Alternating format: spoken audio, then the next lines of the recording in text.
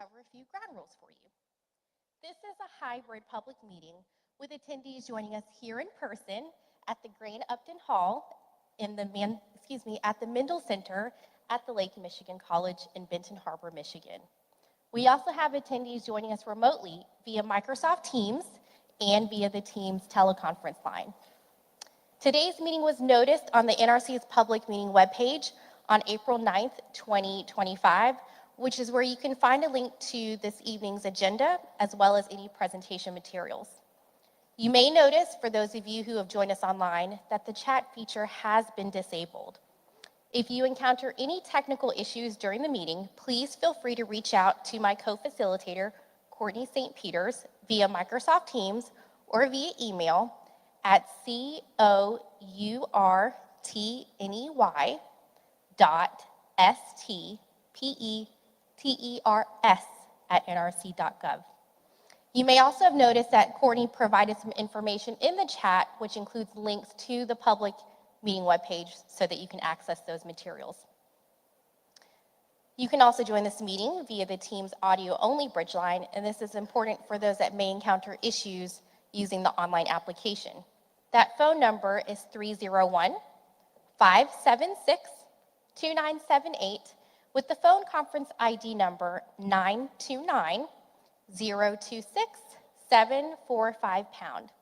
Again, the phone number is 301-576-2978 with the phone conference ID number 929-026-745#. For those of you joining us online, and please bear with me, in-person attendees, for accessibility purposes, you may turn on the closed captioning for this meeting by selecting the three dots at the top of your screen labeled More. From the drop-down menu, you can either select Language and Speech, turn on live captions, or you can go to Settings and turn on captions to show always in my meetings. For those of you that are here with us in person, in the event of an emergency or the need to evacuate, I would like to draw your attention to the double doors here to my left or behind on your right for most of you, as that is where we will exit.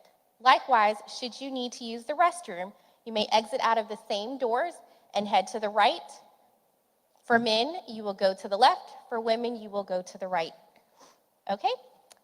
The NRC categorizes this meeting as an information meeting with a question and answer session. Simply, this is a meeting in which NRC staff will conduct and discuss regulatory and technical issues. You as attendees will have an opportunity to ask questions of the NRC staff or make comments about the issues that we've discussed today. However, I would like to note that NRC is not actively soliciting comments towards our regulatory decisions during this meeting. Our meeting is going to have two parts. In the first portion, we're going to hear presentations regarding the Restart Panel's activities for the Palisades Nuclear Plant from the individuals you see here at the platform. In the second part, that's the most important part, is where you get to interact with the staff.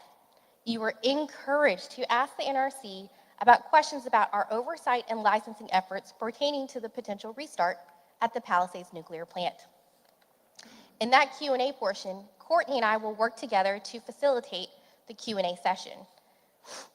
On the registration table, when you entered into the building, there was a sign-in list, and those that indicated they wanted to speak, there was a ticket.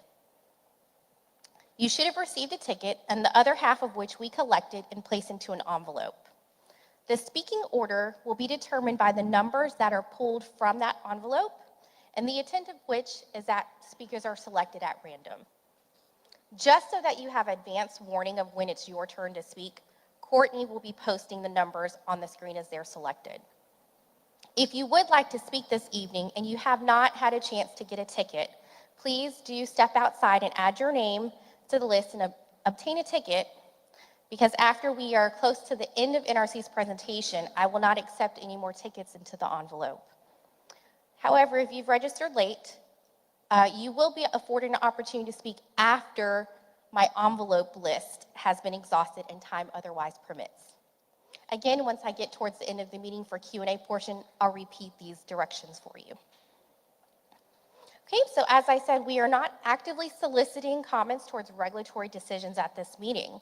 And the scope of this meeting is focused on the NRC's activities surrounding the potential for Palisades to resume power operations. I'm going to ask that everybody hold your questions and your comments until after the staff's presentations are over.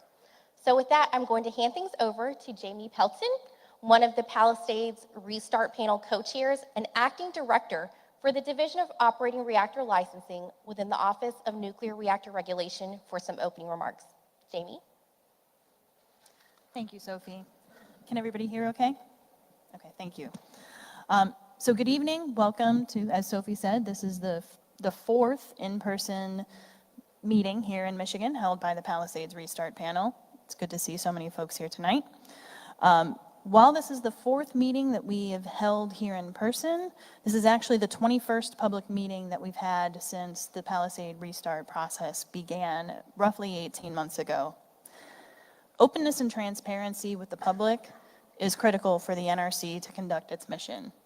That is why we are here. We care about your concerns, we hear your concerns, and we are here to address your questions, and we're looking forward to the question and answer session.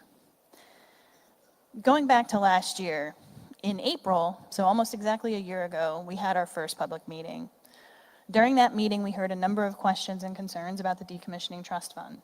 So at our next public meeting in the summer, we had our experts from the Financial Assurance Branch here to address those questions directly.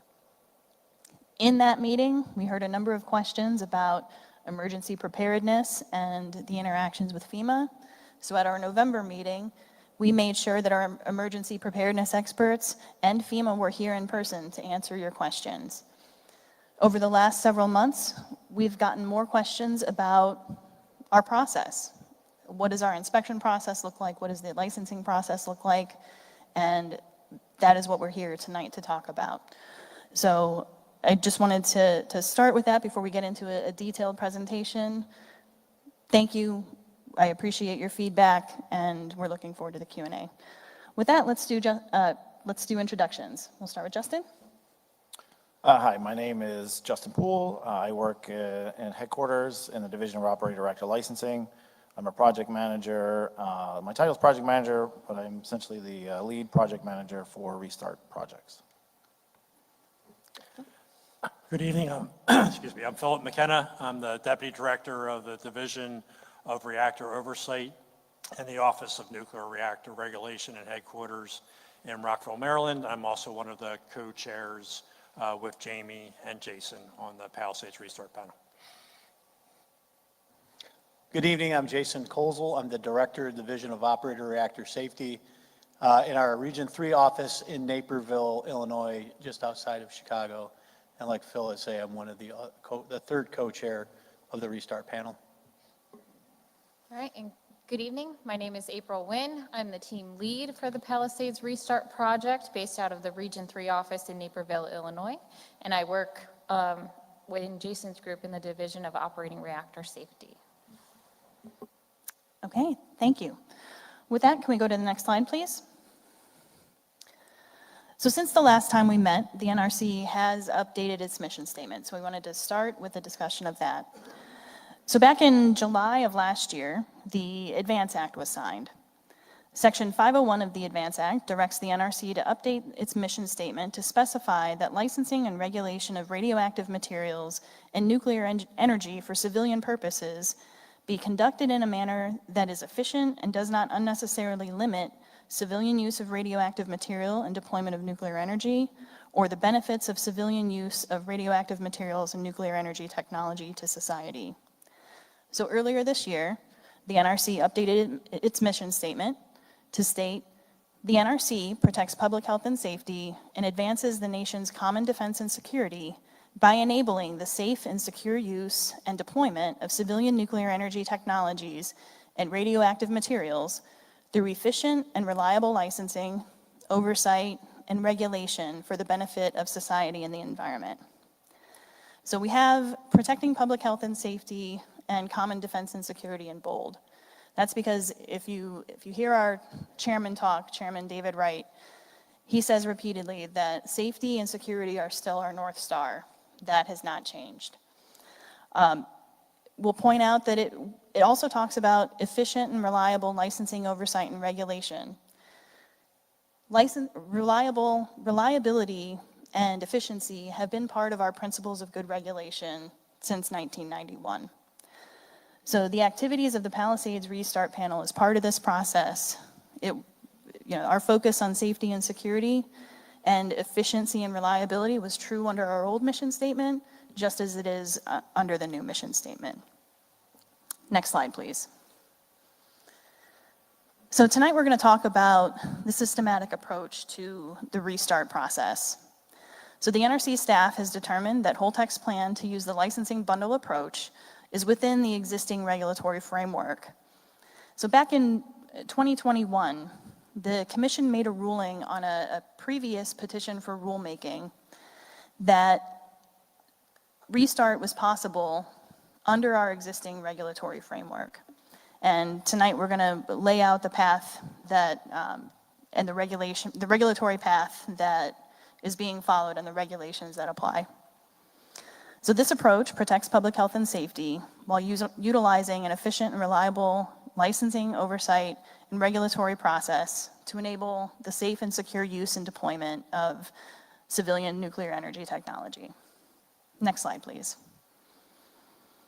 So in order to do that, Holtec, to restart Palisades, Holtec will need to gain the NRC approval to restore the licensing basis to the plant to an operational status.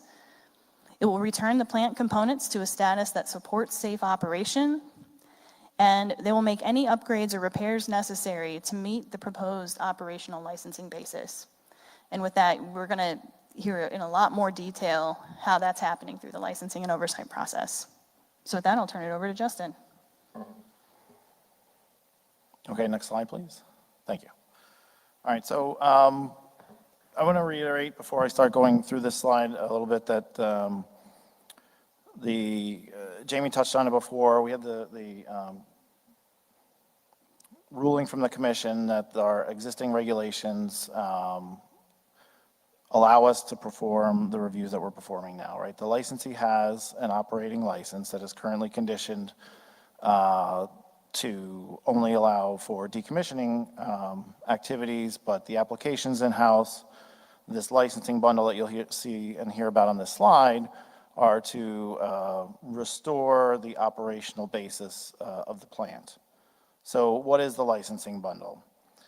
It's the licensing actions, simply put, it's the licensing actions you see on the right-hand side of the slide. There's an exemption request, a one-time request from exemption from portions of 10 CFR 5082, a license transfer request, two amendment requests that modify the technical specifications and the operating license to restore the operating license and technical specifications to that which existed just prior to shutting down with some changes. There's another license amendment request to restore the operational emergency preparedness plan. Again, similar to the technical specifications, it's very similar to the emergency preparedness plan that had previously been in place when the plant shut down. And there's another license amendment request to restore, or not to restore, to modify the main steam line break analysis. And then, so that's what we consider to be the licensing bundle, and you'll hear that repeatedly throughout the presentation here. So in order for us to complete or to issue this, if we were to issue this licensing bundle, the staff would need to complete its safety review and document how we came to our safety conclusion in a safety evaluation for each of these licensing actions that you see on the right-hand side. And I'll go more into these and how we do those reviews in the next two slides. In addition, the staff would also need to publish its final environmental assessment and finding of no significant hazard. And then in each of the safety evaluations that I mentioned, and that publication, by the way, would go in the Federal Register, and we would need to reference that publication in the Federal Register and each one of the safety analysis that would go for each one of the licensing actions on the right-hand side of the bundle. And As a side note, in January of this year, the staff did publish its draft environmental assessment and finding of no significant hazard, and is currently evaluating the comments that we received as part of the comment period of that draft. Should the NRC come to the determination that the bundle of licensing action meets the requirements for issuance, the licensing bundle would be issued on the same day. Again, if the NRC came to the determination to issue the licensing bundle, the issuance of the bundle would allow the plant to transition from a decommissioning status to an operational status from a regulatory standpoint, but the plant would not yet be operating. Next slide, please. So as I alluded in the previous slide, this slide and the next slide will go into a little bit more detail on how we perform our licensing reviews. First off, I want to say that the licensing reviews and these processes that we use are generic, meaning the reviews of the exemption, the request that the licensee has been sent in for, i.e. the exemption, license amendments, and a license transfer. We're using the same processes that we use to review any license amendment, transfer, or exemption requests that would come in. So, again, before I get into the specifics for the different types of reviews, high level, right? Licensee sends in the application. Myself as a licensing project manager, I farm the work out to the technical experts that are relevant for the different reviews. They perform their technical review. They provide the licensing PM, in this case myself, their evaluations. And then I do, as the licensing PM, my licensing review of the information that they provided. From there, it goes into a management review on my side. It also goes through a legal review, right? So when we say the NRC is issuing these documents, it truly is an NRC review. It's not just myself approving. It's not just Jamie approving. There's a number of people that touch these documents and do these reviews in order for the agency to make a decision. So for a little bit more specificity on the different types, I've got laid out there on the slide, there's a review of, say, exemptions. For each of these, you'll see there's an office instruction. Again, these are publicly available documents, and the items, the session numbers are found next to each one of these office instructions. And each one will lay out how we do the reviews for these types of requests that come in. So for an exemption, we use Office Instruction LIC 103, and the findings that we need to make as a staff, as laid out in that office instruction and within the regulations themselves, we need to make a determination that the request is authorized by law, that there's no undue risk to the public health and safety, and is consistent with the common defense and security. In addition, for exemptions sent in under Part 50.12, which the one that Holtec has sent in, there's also additional requirements or findings that we need to make, and those are called special circumstances. The special circumstances, I don't have them all listed on the slide. There's 6 different special circumstances that the staff needs to at least find the application meets one of those special circumstances for issuance. They include that the circumstances conflicts with other rules or requirements, that the circumstances would not serve the underlying purpose of the rule, or that they would result in undue hardship that are significantly in excess of those contemplated when the regulation was adopted. Benefit to the public health and safety that compensates for any decrease in safety, or that the exemption would provide only temporary relief, or that the circumstances were not considered when the regulation was adopted. Again, the application does not need to meet all 6 of those. The staff just needs to make a finding that it meets one of those, or more than one of those. For moving on to license transfers, we have an office instruction like 107 that the focus of those reviews are on confirming the technical and financial qualifications of who is going to be the holder of the new license, of the license, sorry. The application for the transfer of the license will be approved if the proposed transfer, my bad, is, the transferee is qualified to be the holder of the license, and that the transfer is otherwise consistent with the applicable provisions of the law, regulations, and orders by the commission. Next slide, please. Once again, now moving on to the review of license amendments. Again, we have an office instruction for that. That office instruction is LIC 101. And again, the Adams accession number is there for you to look up. It's a publicly available document. More specifically, because we've gotten this question a number of times from you all, from members of the public, on the review of the operating license and technical specification amendment that Palisades sent in, I wanted to highlight that the focus of our review are the changes from the previous operating license and tech specs. As I said before, they're intending to go back to, their intent is to go back to the operating license and technical specifications that the plant had just prior to shutting down, with some differences. So the previous operating license and technical specifications, the NRC had found acceptable to operate safely. So we're focusing our review on the differences between what there was back in 2022 and what they're proposing now to restart with.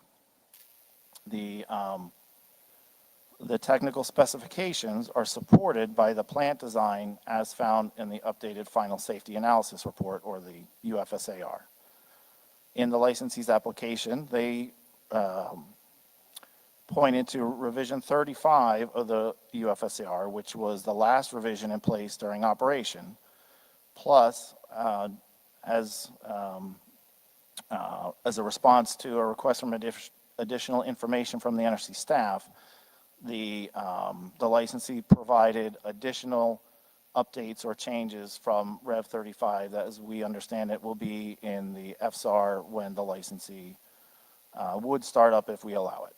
So the staff is confirming that the updates from the operating UFSAR Rev 35 are minimal. Again, we use the FSAR again to support our review of the technical specifications. Because the updates from the previous operating technical specifications and design basis, the UFSAR, have been minimal, Palisades is not sending in a brand new FSAR in support of the restart effort. We are reviewing the Rev 35 plus changes as we know them from the docketed information from the licensee. Next slide, please. So what are technical specifications? Technical specifications are a portion of the operating license. Specifically, they are an appendix to the operating license. The operating technical specifications establish minimum safety requirements to be met during each mode of plant operation. A licensee is responsible for ensuring the plant configuration meets the requirements of the license at all times. If a technical specification is not met, the licensee is required to take specific actions up to including shutting down as required by the technical specification. So how technical specifications are written, there's, we'll call it like a normal mode for that piece of equipment. Maybe it's 2 pumps, maybe it's, has all the power it needs. But if something needs to, maybe that 1 pump stops working or needs to be taken offline for maintenance, it's spelled out in these technical specifications what the licensee can do or cannot do during that time period. Maybe it says to restore the pump in a certain amount of time and then everything's okay. Licensee can't do that, then they would need to shut down or follow a different portion of the tech specs.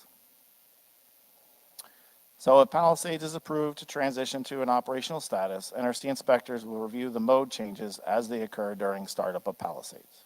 Next slide, please. So besides the licensing bundle, there are other licensing actions that are with the NRC for review, or we understand are coming to the NRC for review. Two of those licensing actions that are currently in-house are the leak before break license amendment request and the steam generator tube sleeving amendment request. Both of these have been accepted for review by the NRC. And in the second bullet there, you can see the estimated dates that we provided in our acceptance review, and both of those at this time are expected to be completed after issuance of the licensing bundle. In addition, we understand that the licensee is planning to send some relief requests. These are requests to deviate from what's called the ASME code, or I'm going to mess up the acronym on that one, but American Society of Mechanical Engineers, thank you. Again, these have not been submitted. These are very common for licensees to send in, and there's portions of the regulations that allow these relief requests to be submitted and reviewed. So with that, I will now turn the presentation over to Phil McKenna. Thank you, Justin. Next slide, please. Oh, sorry, this slide. So one of the most important things we talked about with the licensee when we started this process was their plans for quality assurance and doing the work for the restart. Holtec was under a decommissioning quality assurance plan, so they had to go to a transitional quality assurance plan to make sure they had all the programs in place for any work that they were going to do for the restart. The requirements for quality assurance are contained in our regulations in 10 CFR 50 Appendix B, and they apply to all operating reactors. Holtec also submitted, along with their transitional quality assurance plan, their operating quality assurance plan that will be part of the license transfer request. So that's currently under review with my staff at headquarters. And you can see at the rest of the slide here is something I already talked about, that all the work that Holtec is currently doing to restart will be under their quality assurance plan, and we'll provide the oversight for that quality assurance. Next slide, please. So this is the first time you're going to hear about the reactor oversight process. So this is our reactor oversight framework. You can see that there is listed the strategic performance areas of reactor safety, radiation safety, and safeguards. And under those are the 7 cornerstones that fall under those strategic performance areas. So our oversight framework is based on the strategic performance areas and the safety cornerstones. If Palisades is approved to go to an operational status, this framework will remain in place and will be under the reactor oversight process.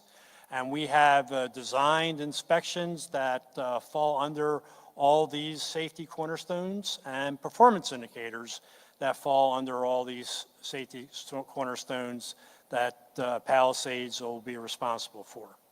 The last line in the reactor oversight framework is cross-cutting areas.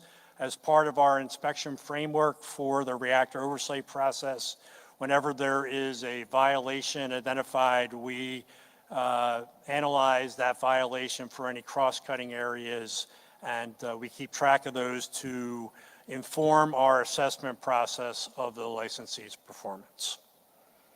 Next slide, please. So before we get into details of inspection activities, I'll talk about some overarching guidance for inspection activities. So for this restart process, we had to develop the guidance for the inspectors for the oversight process. That is in Inspection Manual 2562. It's available at the table as you walked in the door. We developed the guidance for Inspection Manual 2562 based on other processes we had in the agencies for plants that were shut down for long periods of time, sometimes for greater than 10 years. So we took the processes out of those and put those in for a plant that's undergoing restart from a decommissioning status. 2562 outlines the Palisades Restart Panel that we're a part of, and it provides guidance for developing the inspection plan that was approved by the Palisades Restart Panel, and we'll go into detail in the remaining slides. Some of the key aspects of the Palisades operational readiness is based on the baseline inspections that are conducted, the safety culture of the site itself, their corrective action program when they transition into the reactor oversight process, and any open items that come out of our oversight process. I'll now transition over to April. All right, good evening again, everyone. So I am the lead and oversight individual for all of the inspection-related activities going on at Palisades. So those are run out of our regional office just outside of Chicago in Naperville, but we do use inspectors from across the agency with a variety of expertise to complete these inspection activities. All of this is detailed in an inspection plan that we published earlier this year, and this documents all of the anticipated inspections that we're going to do into the middle of 2026. So if you recall from the timelines provided earlier, this goes beyond even potential, restart-related activities and looking at the plant in its operational state if it gets to that point in time. The idea with these inspection activities, as Phil outlined, is that we are ensuring that the plant meets the regulatory requirements and the licensing and design basis requirements for a plant that would be operating in a normal operational state today, right? So the process is to look at systems, components, individual pieces and parts that are in the plant, along with the operators and the maintenance individuals, and make sure that all of those are in the correct operating state and ready to go into that potential operational status at the end of the day. There we go. I lost my slide there for a second.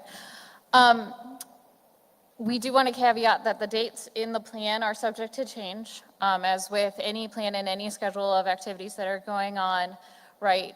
Dates can change, but the concept behind the plan is that the NRC inspectors are there real time at the plant when activities are occurring. So the inspectors that are working in my group and working in the teams with my group are there while the activities are going on real time. We also have resident inspectors who are on site every day as part of their normal daily activities, who are observing those activities real time outside of those team inspections and other groups of specialized individuals that we have there for specific purposes. Next slide, please. So for example, we're going to talk through a variety of examples now about all the inspection activities that we have started conducting, have completed, or are going to conduct throughout this process to give you all a flavor of what it is that we're looking at. So our resident inspectors who are here tonight, like I mentioned, are there every day doing their normal daily activities at the plant, real time, alongside those individuals who are doing those work activities there. They are really responsible for looking at the day-to-day operations, right? Ensuring that individuals are properly prepared to go do their work activities, that they're executing those work activities with the proper procedures and instructions, and that any testing and maintenance is done to ensure that the systems and components are in the right configuration to be able to perform the functions they need to. They also talk to individuals at the site, right? Being someone who is there every single day, you get to understand and know the way the plant operates and the people who work there. So they get a flavor for what we call safety culture. Understanding, how individuals go about doing their daily work activities, right?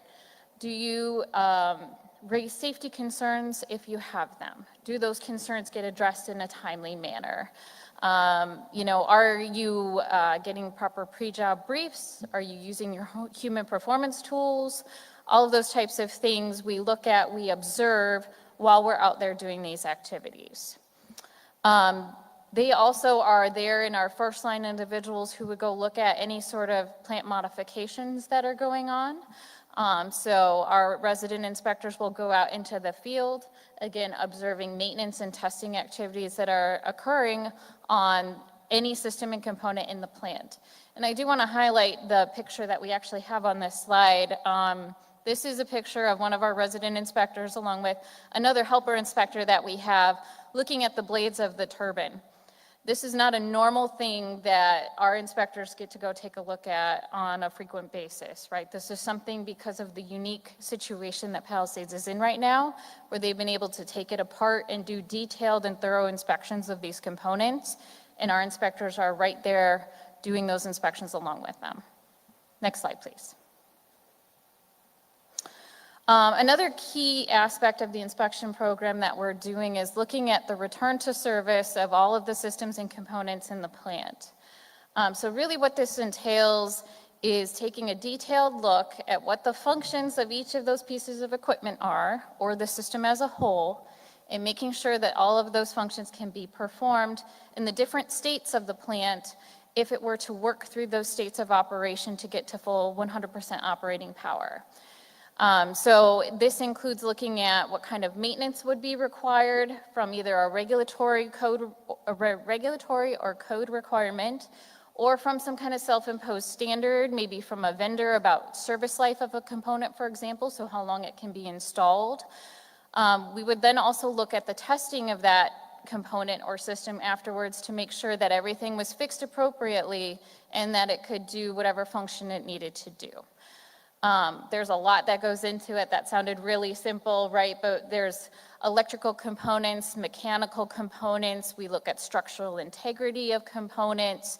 So we use a lot of expertise just to look at these different system return to service plans. And we're using the resident inspectors in the field along with individuals who work in other areas of the agency to make sure that we have the right experts looking at those.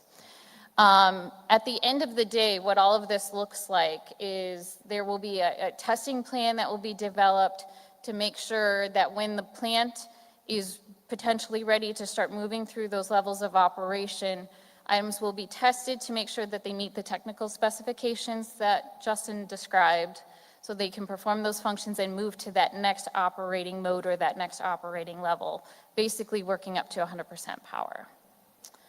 We also look at the equipment operating history, right? So in the corrective action program, in their work management program, there is a history of how these components and systems have operated. There's a history of any potential issues that were there, maybe items that needed to be corrected that were not corrected prior to shutdown.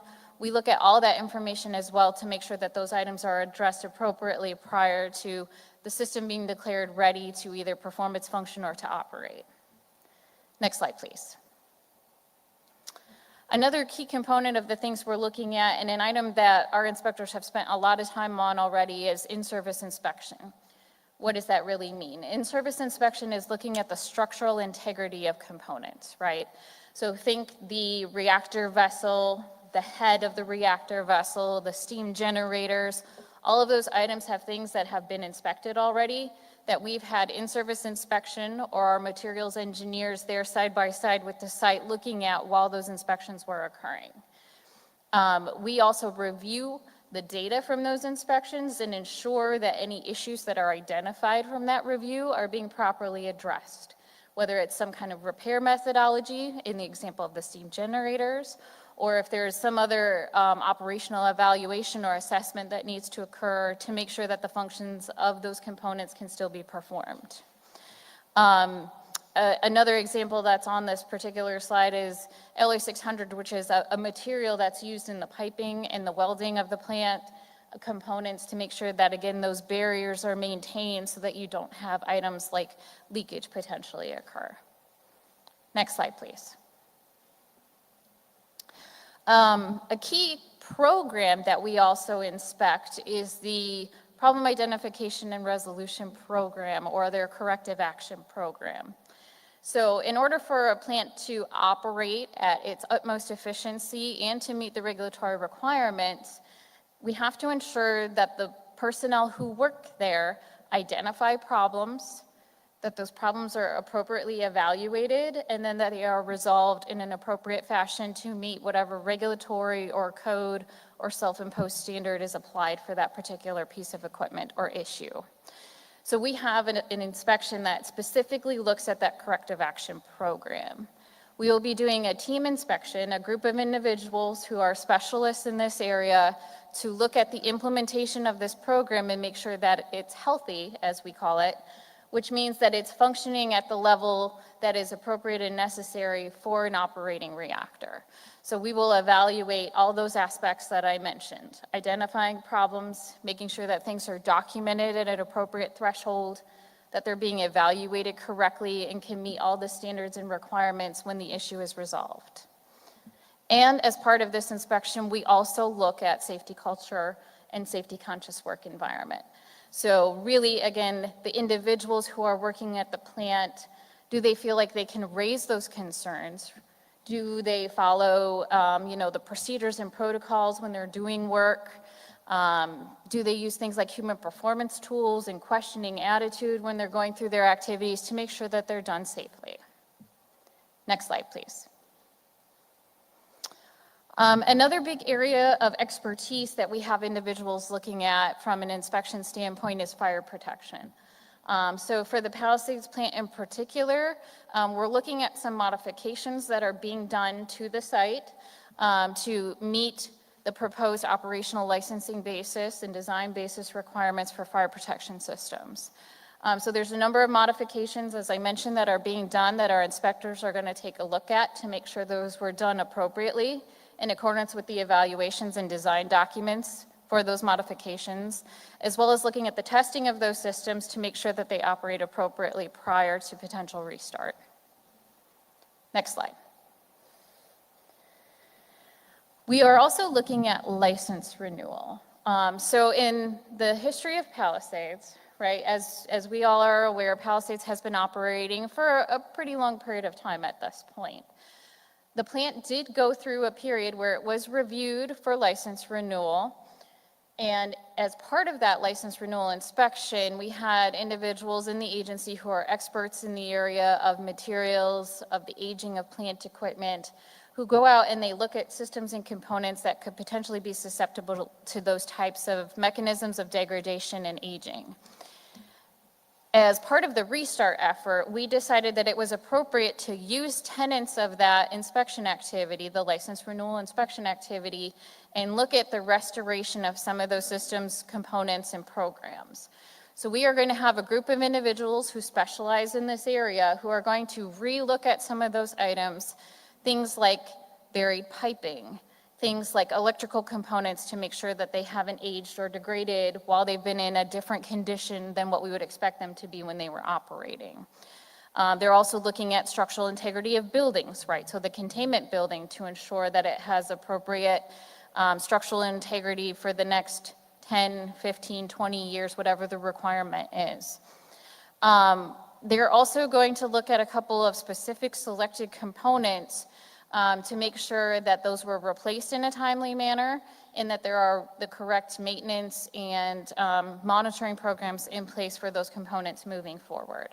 So this is, again, a specialized inspection where we use people who have knowledge, skills, and abilities in the background of looking at aging and structural integrity to make sure that these components, equipment will be able to operate for another extended period of time. Next slide. And as we do with our other inspection processes and programs, and as Jamie highlighted in the mission statement, right, security is an important foundation for the operation of a nuclear power plant. So we are going to use our security specialists to perform a variety of inspection activities that we have laid out in the inspection plan to make sure that all the requirements are restored back to an operational security plan and operating basis. So those individuals will be out at the site to ensure that the individuals who are on site are properly trained, prepared, have procedures and plans, and will be able to exercise some of that information as well to ensure that that's ready to go to the operational basis. That also includes things like cybersecurity. So again, some of the plans to go to a decommissioning state might change for things like physical security and cybersecurity, and we want to ensure that they would go back to the normal operating basis. Next slide. And then probably most importantly, especially for the individuals in the room here, is looking at radiation protection as they work through this entire process, right? So ensuring that the individuals on site still maintain that focus on their occupational radiation safety as well as the radiation safety of the public and the environment. So we will be looking at the programs that monitor the individuals who are performing the work on site. We will also look at the programs to ensure they are appropriately re-implemented for monitoring the environment. So anything that might go to the water, anything that might go to the air. And then we look at finally anything that they have reported to us over time, even in the decommissioning state. And that information is available publicly on our webpage. Next slide. And then we will do a team inspection as well for the new emergency preparedness plan. And we have talked about this previously, so I won't go into a lot of detail here. But the idea, again, is to make sure that everyone is properly trained, has the procedures and programs in place to work with the state, local, county, as well as the folks on site to make sure that the people on site are safe as well if there were to ever be an emergency. So this would include doing an exercise, which the NRC will grade, and that FEMA will also participate in as well later on this summer. Next slide. And then we are also evaluating the licensed operators. So we have previously discussed a group of individuals that have already been relicensed to operate the facility. There is also other groups of individuals who are getting new licenses to operate the facility. Those individuals will be examined by the NRC. You can't hold a license to operate a nuclear facility without getting examined by the NRC first. So over the summer, there will be a group of individuals who will be examined by our license examiners. And if those individuals are successful, then those individuals will have either the senior reactor operator licenses or the reactor operator licenses to then use those to operate the plant in the operational state moving forward. Next slide. And now I'll turn it over to Jason, who will talk more about the restart process. Thanks, April, I appreciate it. So one of the things we wanted to cover tonight is if restart's approved, what does that look like? Or what's the sequence of events? So admittedly, this can be a little complicated, but I'm going to try my best to make sure it's clear. So the NRC, since the beginning of 18 months now, from the beginning of the restart process when Holtec came forward with the desire to restart the plant, has been doing an ongoing assessment of the plant's ability to restart and maintain safety and meet the requirements that we have. That's been a combination of ongoing activities. License review, as Justin covered, is one major pillar of it. The inspection activities that April's team has been working on is another major pillar of it. So as we've worked through that and have done our evaluations, and we continue to do our evaluations, we expect in the summer that Holtec will send a letter to the NRC indicating that they're ready to restart and the milestone when they're ready to actually transition to an operating status, right? So when I say operating status, I mean it from a licensing standpoint, right? So currently, they're in the decommissioning status, if you look at what our statuses are for reactor plants, and then they go to operational status. If operational status doesn't mean that they're going to, the next day start the plant up and put electricity on the grid. There's a process that they have to go through after that. We'll talk a little bit more about that here in a second down the slide. So at that time, the PRP will make a determination, the restart panel, make a determination on the final assessment of the ability for Palisades to restart. We talked about the inputs to that. Additionally, As part of that, if it's a yes at that point, we'll identify the date that the licensee, that Holtec will go and transition to an operating status and enter our reactor oversight process, as Phil described earlier. Then, if approved, the licensing bundle will be issued to Holtec. And so then generally there's a time frame that we'll look at for implementation, 30 days or so, could be 60. We're still looking at that. Where within that time frame, Palisades will implement those licensing actions.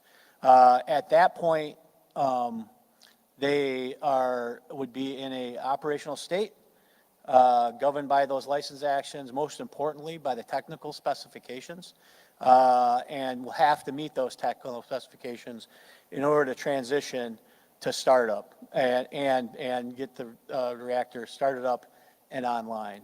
So let me talk a little bit more about what that exactly what that looks like in a little more detail. So the technical specifications for every operating plant in the country govern many things, but ultimately it's about what systems and equipment have to be available and operating properly for them to be in what we call modes of operation.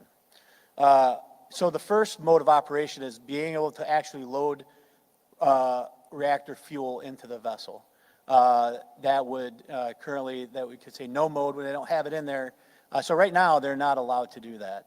And their technical specifications will spell out what they have to have in place to meet that mode. And there's generally 6 modes of operation all the way to mode 1, which is when they can put the plant online and start producing electricity. Every one of those steps has more stringent and more stringent requirements all the way up to mode 1. So if approved, the station will have to meet that prior to starting up the plant. Our inspection activities continue. Our resident inspectors will be, doing a lot of observation of the station, inspecting that they're in the right spot. We'll have experts involved. There'll be work that needs to be completed on site as well to meet those conditions. So if a system is not quite ready yet and needs more either maintenance or testing, Holtec and Palisades will have to meet those conditions prior to moving to the next step. And that's going to be true across the board all the way to operation.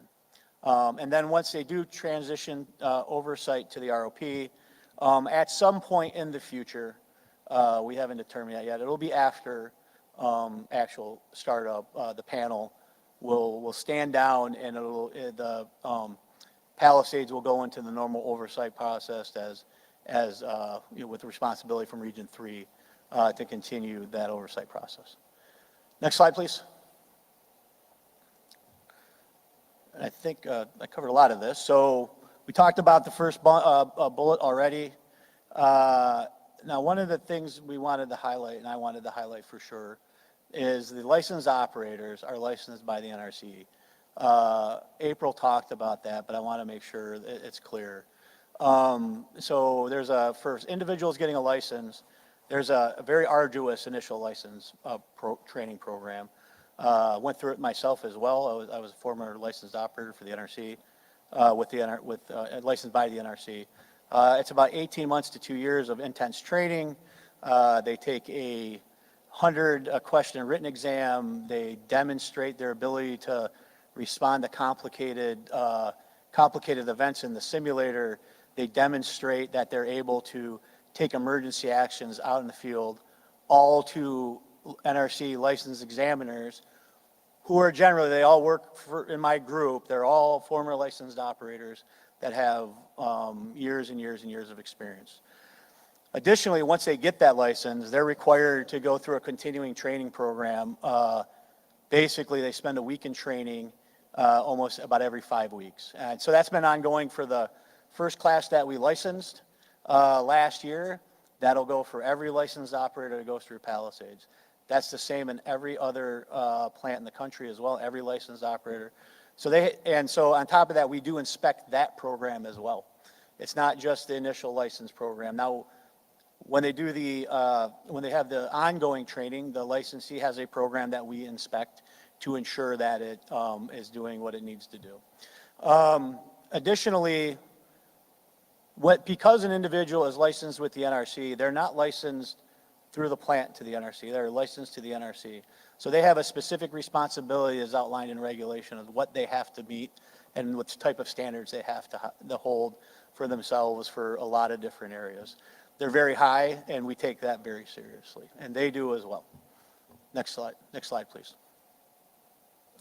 We want to talk a little bit about public outreach. I think Jamie touched on it with her opening remarks, and what we just wanted to highlight is, the panel started, we had our first meeting and a lot of you attended, and we talked about, hey, we want to make sure that we're communicating and that we have open dialogue both ways.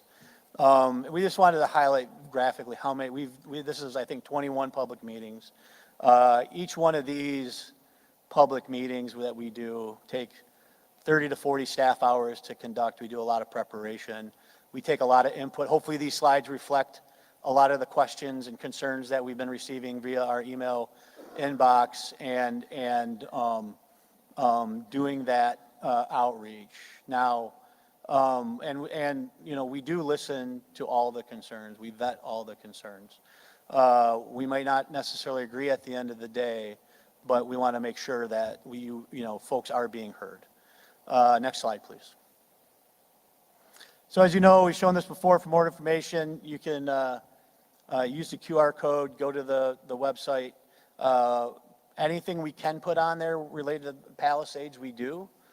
There's a couple of documents maybe related to security and things that are called proprietary information that's business sensitive that may not be there, but almost everything else that we've done is there, including all our inspection reports, our first year inspection reports, the license submittals are there, all the information. And then as I stated, you can always reach out to the Restart Panel at that at that email address, which is also linked on the website.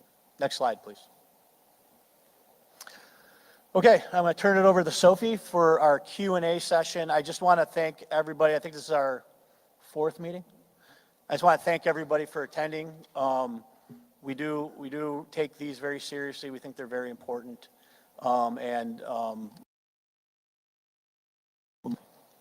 Thank you, Jason. Thank you, Justin, Jamie, Phil, Jason, and April for your presentations. So at this time, I would like to open up the floor to provide our elected officials or their representatives with an opportunity to read a prepared statement. I understand we have at least a few in the back of the room. So if you would, when one of our NRC staff members comes with a microphone, please identify yourself and who you are representing, if not yourself as an official. Thank you. Can you hear me okay? My name is John Fall. I'm the county I'm sorry, I can't hear your microphone just yet. Is that better? Yes, much wonderful. better. Thank Okay. you. Sorry about that. My name is John Fall. I'm the Van Buren County Administrator. That's where the plant is located. And first of all, thank you for coming out and holding this 5th or 4th or presentation that you're doing. It's much appreciated. As you know, the County Board of Commissioners fully supports the startup of Palisades for all the reasons that have been cited in the past, economic benefits, power generation, but it's always been with one caveat, and that's safety. So this presentation tonight really struck home, talked about the safety, the process that you're implementing. I was honored to be a guest of Palisades Holtec with my administrative staff so they could learn more about the plant. And I must say, one of your presentation slides talked about a culture of safety, safety workplace, and we could not take one step without that being made very clear to us by not just the people giving us a tour, but every worker on site was very focused on that, so that was very comforting to see. So this is, again, very helpful for me as I go out and talk to the citizens of Van Buren County to know that safety is a priority. Really appreciate, again, for coming out and expressing the process involved. Thanks. Thank you so much for your comments. Do we have another representative? I'm Ross Stein, South Haven Township Supervisor. I've lived my life, the whole life that Palisades has been operating. Our Township Board also passed a resolution in support of the plant reopening. I want to thank the NRC for holding these meetings and educating us on what's going on. I feel comfortable that the NRC is going to make this plant safe if it opens. I have confidence that HOTEC will do what's necessary to bring this plant back online. I was just talking to somebody yesterday who wants to locate in the community. They want a large piece of property and for storage of data. They're a huge consumer of electricity, and that's going to continue happening more and more. We need a safe, reliable, 24/7 electric source for this community. Thank you. Thank you so much for your comments.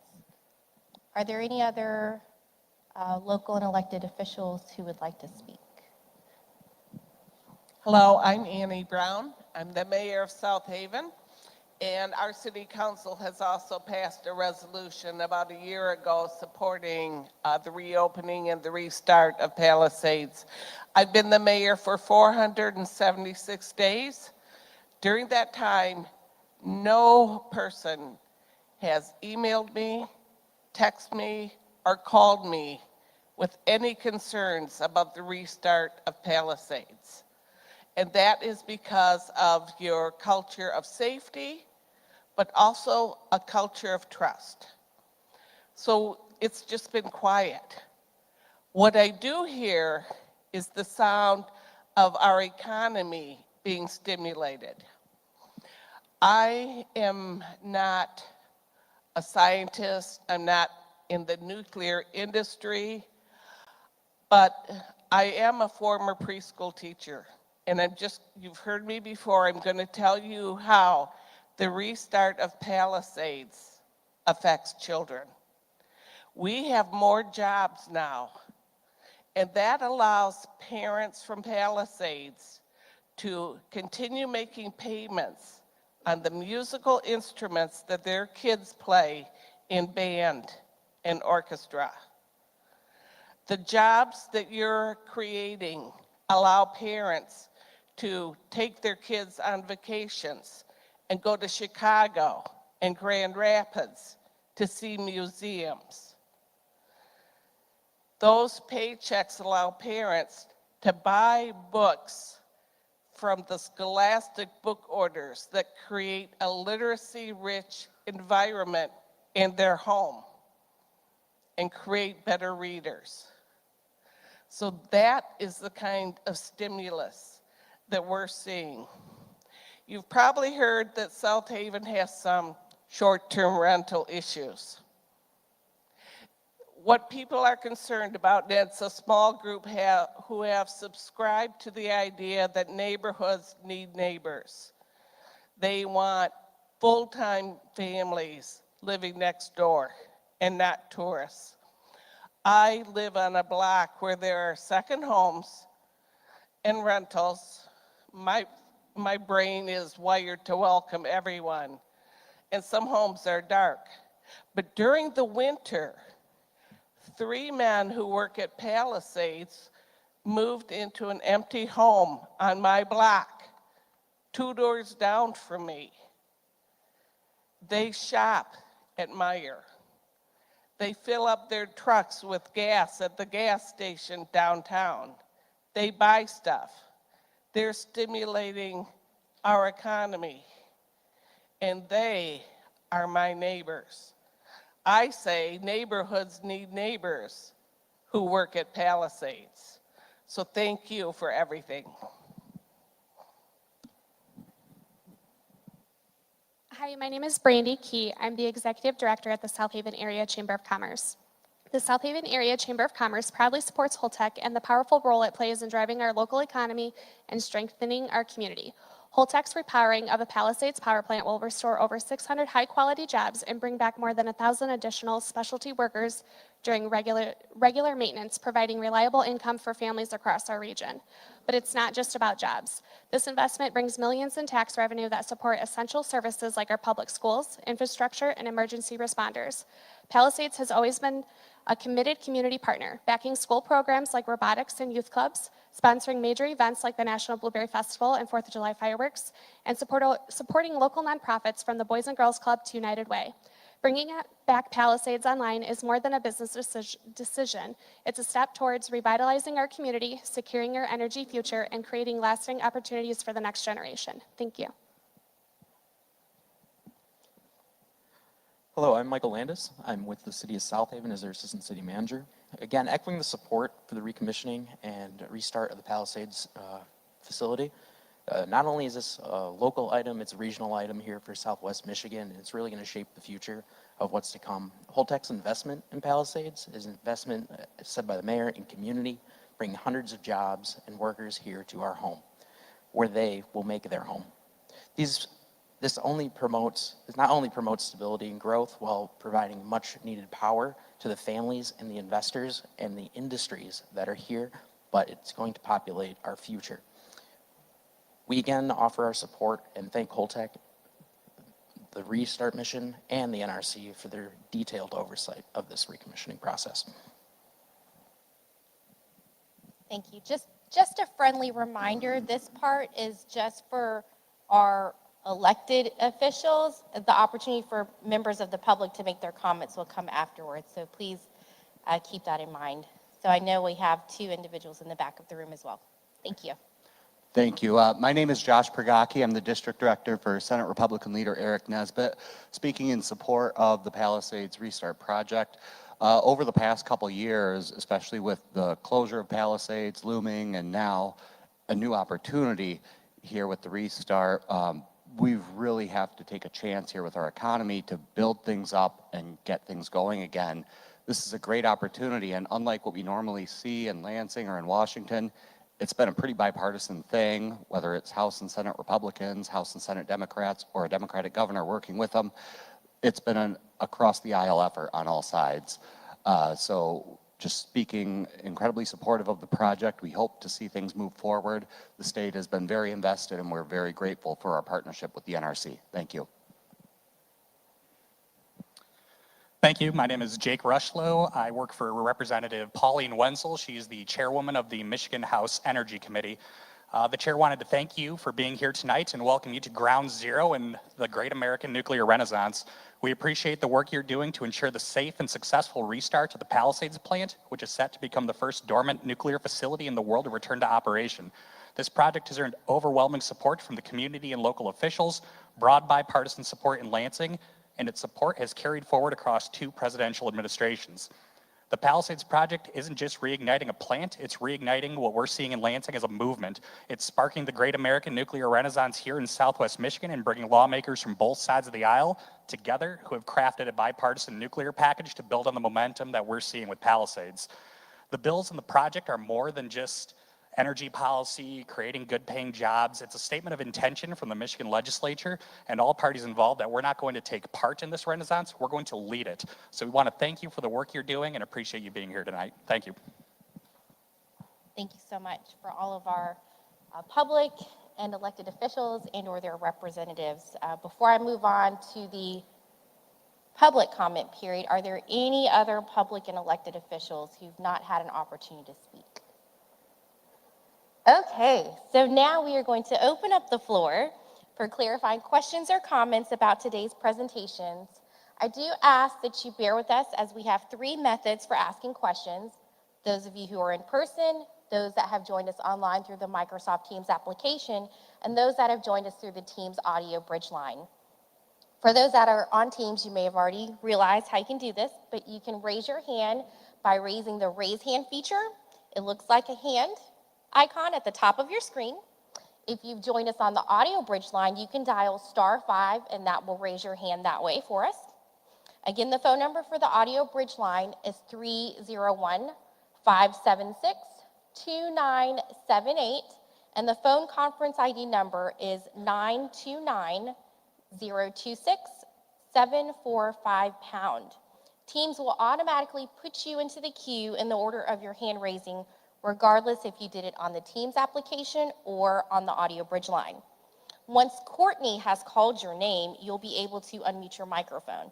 If you're on the audio bridge line, you may have to dial *6 to unmute it that way. We recognize that quite a few of you have traveled here in person, and we are planning to give priority to those of you that have joined us here in Grand Upton Hall. Similar to our August and our November 2024 meetings, we will be using the lottery-style approach that I described earlier in this meeting. Those that indicated earlier that they wanted to speak, you should have received a ticket.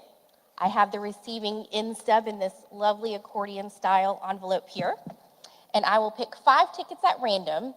And I will call these numbers out, and Courtney will put the numbers on the screen so that you can see them in addition to hearing me say them. So I'm going to go ahead and start and pick my first 5 tickets, so please do look at your tickets. Okay. The first number is ticket number 7. Ticket number 7 is my first person.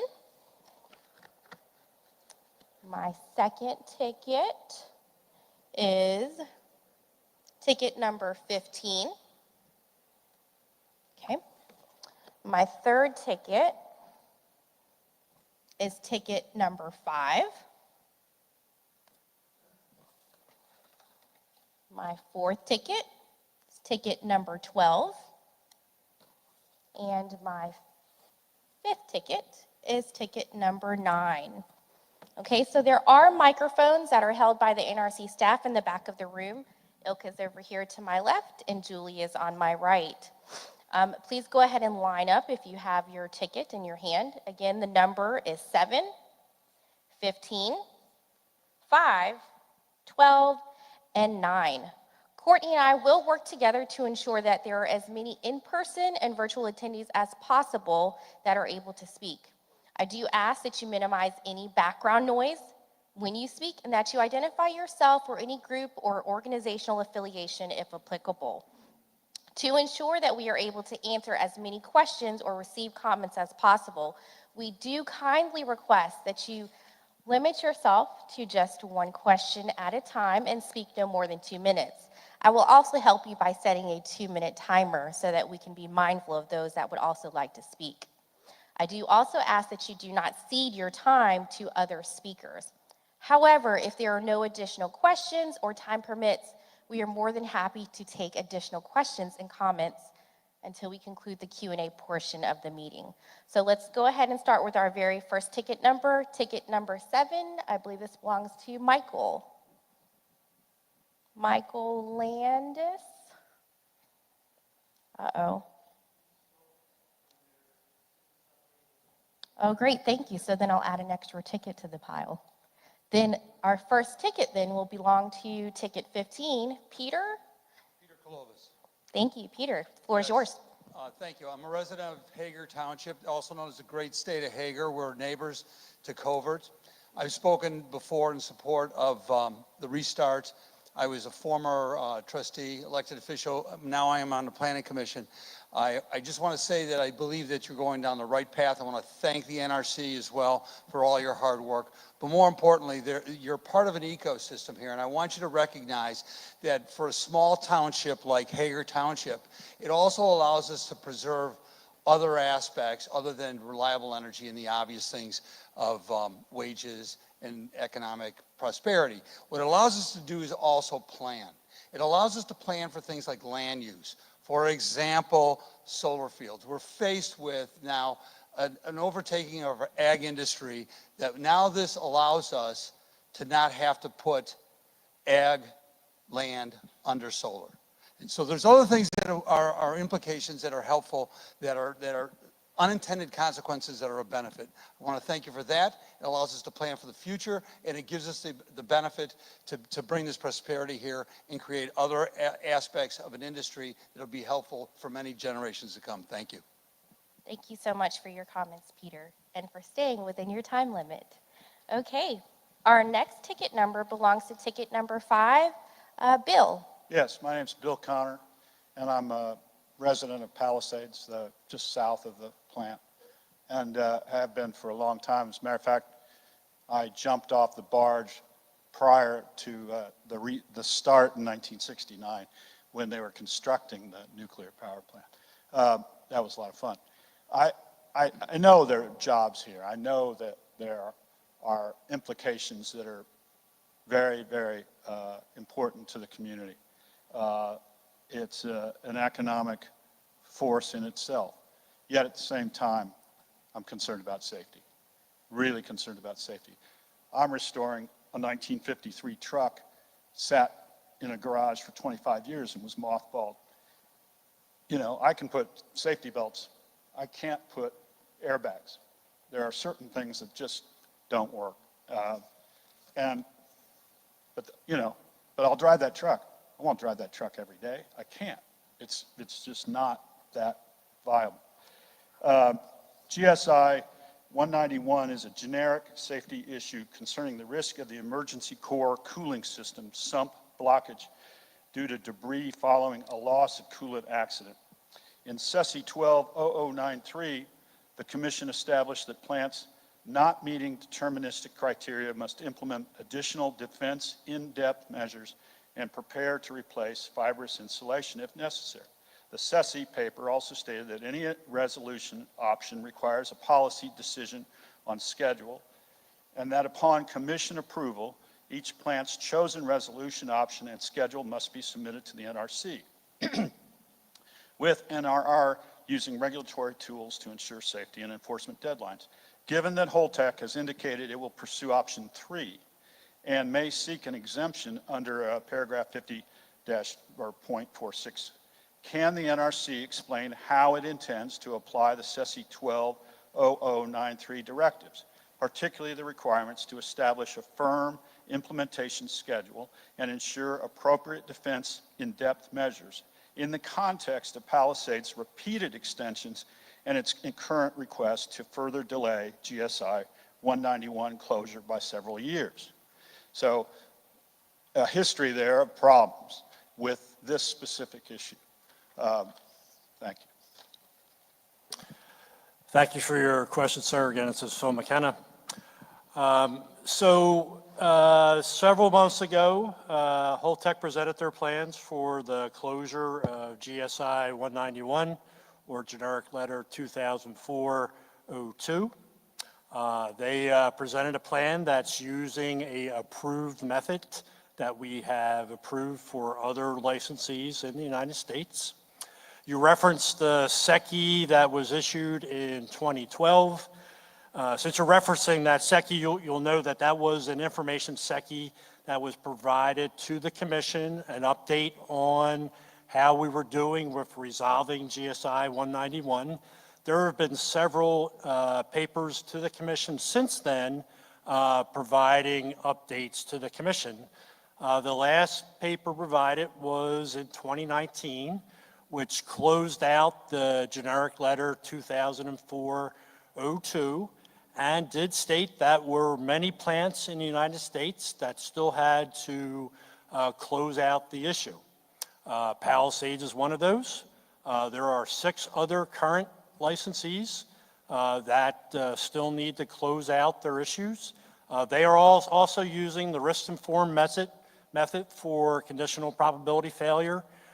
They have all installed strainers for their sump. For the audience, what we're talking about here is when there is a leak in the primary system and the emergency response equipment pumps water into the reactor. The water that circulates in the reactor containment itself goes through the sump to filter out any material such that it doesn't clog the emergency equipment. So Palisades has presented their plans, and they are marching down the timeline to resolve that along with some other plants in the United States. Thank you for your question, Bill, and thank you, Phil. Okay, our next ticket is ticket number 12. Al. Well, good evening, everyone. My name is Al Pasholka. I'm with Lake Michigan College. First of all, I want to thank the Nuclear Regulatory Commission for your hard work, for your transparency, for your commitment to safety. And you know, sometimes government employees get a bad rap. And as a former legislator, I'd just like to say thank you. Thank you for your efforts. Thank you for your hard work. Thank you for your diligence. And you need to hear that, because I think sometimes you don't, whether it's on Capitol Hill or another building as well. Lake Michigan College is the only community college in Michigan that is allowed to have a 4-year degree in energy technology. We have that because of our proximity not only to Palisades, but to the DC Cook plant in Bridgman as well. We also believe that this project is eligible for $500,000 of Michigan new job training tax credit dollars as well. So any additional training that folks at Palisades, at Holtec might need in the future, Lake Michigan College is here to do that. And as a former legislator, I just want to say, one of the last bills I voted on was an energy bill in Michigan. And our big concern at that time is the same concern we have right now, and that is the loss of baseload generation. If Michigan is to be successful in the future, we are closing coal plants and not adding baseload generation. This adds baseload generation. Thank you for your time, and thank you for your hard work. Thank you so much for your comments, Al. Okay, then that brings our last ticket number to ticket number 9, Ann. My name is Ann Scott. I'm a resident of Palisades Park. I've lived there since 1956 and contributed and participated in South Haven and Covert as well. And I definitely understand the economic force that the plant has given the community. But being a resident and growing up as the plant was built, I was 17 years old in 1969. And as you can see, I'm not 17 now, I'm about 55 years older than that. And I want to draw attention, and I've asked many of the individuals who have listened kindly to me to reconsider and to look up from their technical specifications work and use some common sense on what's going on here. And I'm draw attention to Justin's slides. And earlier, right in, I think actually, and the slide before that, we talked about as a mission, no undue safety risks. Literally even considering starting up a plant that from its inception was built poorly. The company itself sued all of its suppliers because of the poor materials that were put into the plant. There's been 50 years of management issues that have gone on with this plant. The plant itself is over 50 years old. And there was Justin, maybe you worded it a little bit oddly, but you said that Holtec is not bringing an updated safety analysis report, final safety analysis. They're not being required to by you. And on your slide, you stated that you're going to use revision 35 of the UFSAR. And Justin went on to explain to me again, quite relaxedly, that, well, this was the revision that was in place in 2002 when the plant closed under emergency situations. But a UFSAR is originally the design of the plant. It is the basics of that plant. And occasionally there are updates to that plant. But what we're discussing here, and it's not even being required by Holtec, Nuclear Regulatory Commission has allowed them, because of the minimal updates, to use, in effect, a design that's 55 years old. Now, most of us with our gray hair understand that we do not allow or have in our home a crib for our grandchildren, because that crib would be irresponsible of us to use. We would not put a car seat and put our grandchild into that car seat, because that car seat is brittle. It would not protect our grandchild in the event of a minor impact. In fact, it might be criminal to do this. It certainly is criminal to sell a crib like this. So I am again appealing to the Nuclear Regulatory Commission to use common sense. This plant closed This is an undue safety risk to even consider reopening it again. Thank you. Thank you, Ann, for your comments. Okay, Courtney? Just 1 second. Yeah, ma'am, I Sure. appreciate your comments. Just want to clarify one thing. I think you stated that the plant shut down in 2022, sorry, just want to make sure I had the date right, under emergency conditions. That's not true. It shut down normally. Entergy stated it was for financial reasons. At the time, the NRC was assessing that the plant was in our highest column of performance in column 1, so it was not under emergency conditions.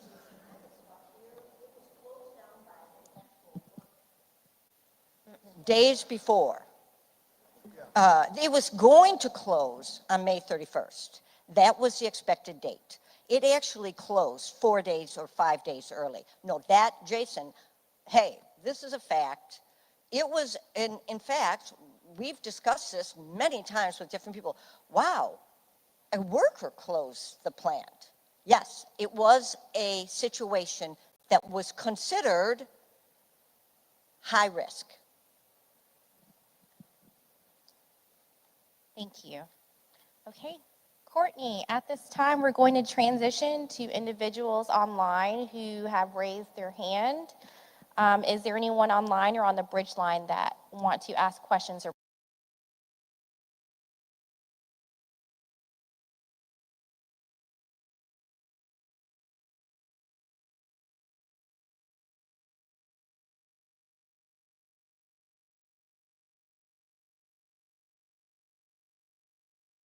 I'm going to let you be able to unmute your mic and then please clearly state your name and any affiliation if applicable. You should be able to unmute your mic at this time.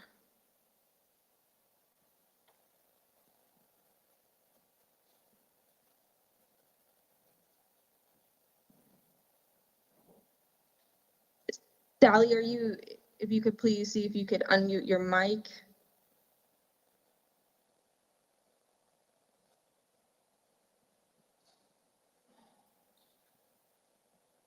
All right, Sally, I will add you to the list and we can go back to you and see if perhaps if calling in might help as well.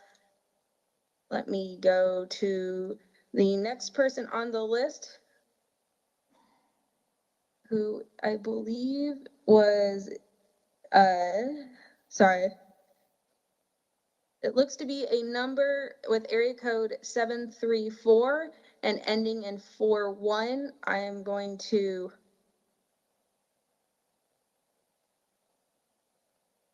let me see if I can allow you to unmute your mic.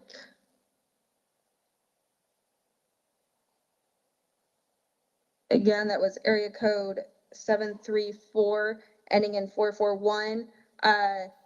You may have to press *6 to unmute.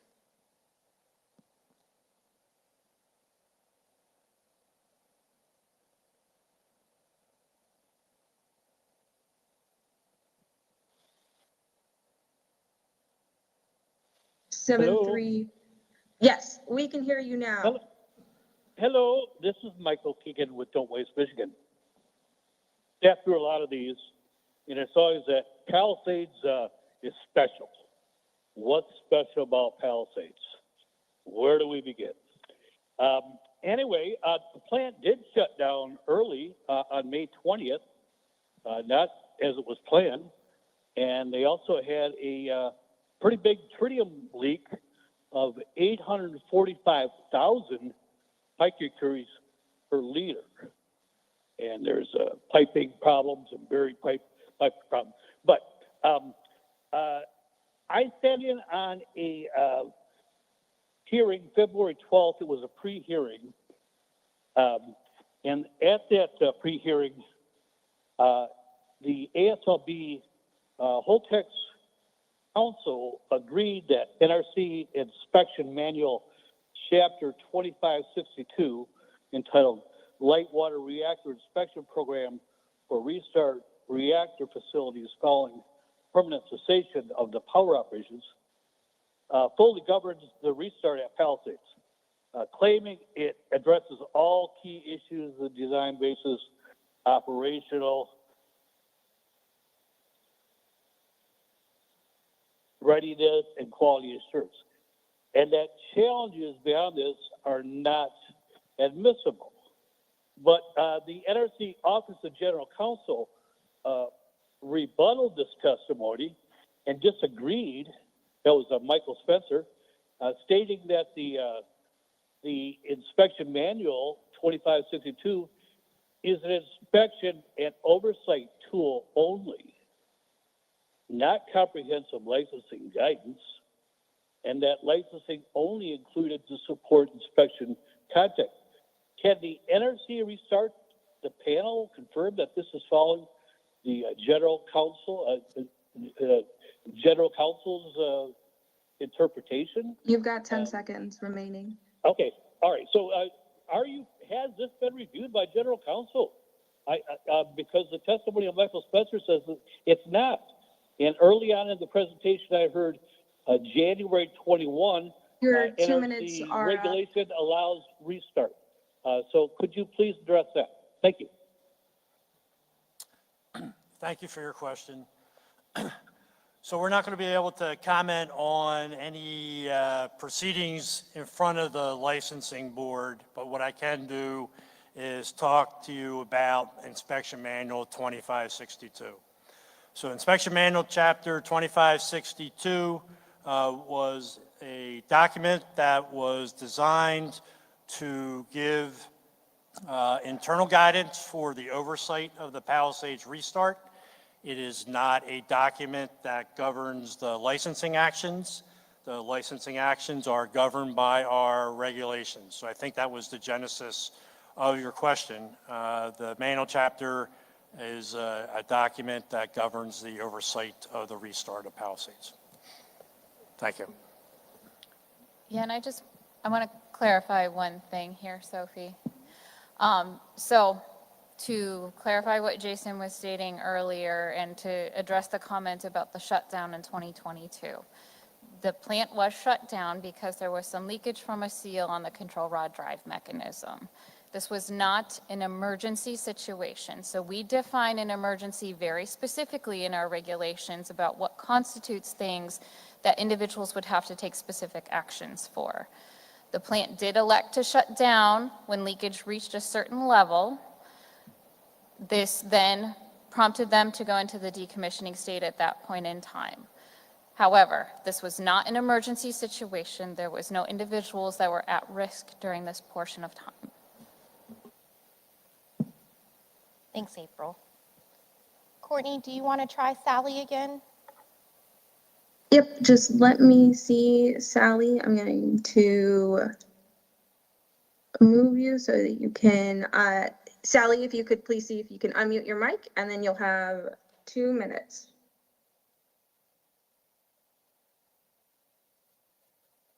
I saw you unmute briefly, Sally, if you want to try again.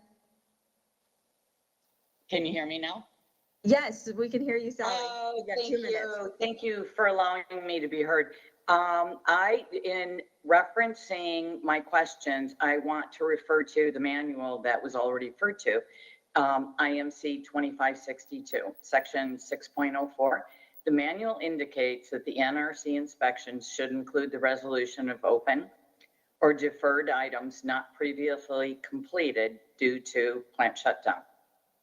In addition, section 6.02E requires the status documentation of all restart-related issues, including those the NRC and any regional office believes need resolution before a plant can return to operational status.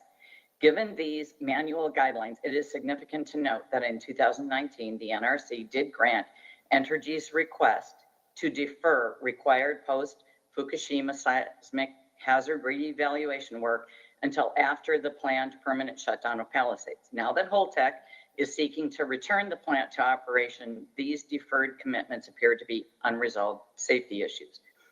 All of this leads me to ask the following. Is there a comprehensive list of all the unresolved or deferred licensing actions and commitments, including those made by Entergy before the May 2022 shutdown? Given that there is, where can I find this information? Is it publicly available in Adams or where? I also want to know if the list specifically includes the deferred post-Fukushima seismic hazard reevaluation work Energy was previously obligated to complete. Given there are specifics, what is the NRC's current plan and timeline for ensuring these deferred seismic safety actions are completed prior to approving restart? I could also add, if not, why not, to the questions above, but what I ultimately want is for the 10 seconds NRC, left, Sally. how it will transparently track and disclose the resolution of such items consistent with the requirements and public communication principles laid out in IMC 2562. Thanks for your time.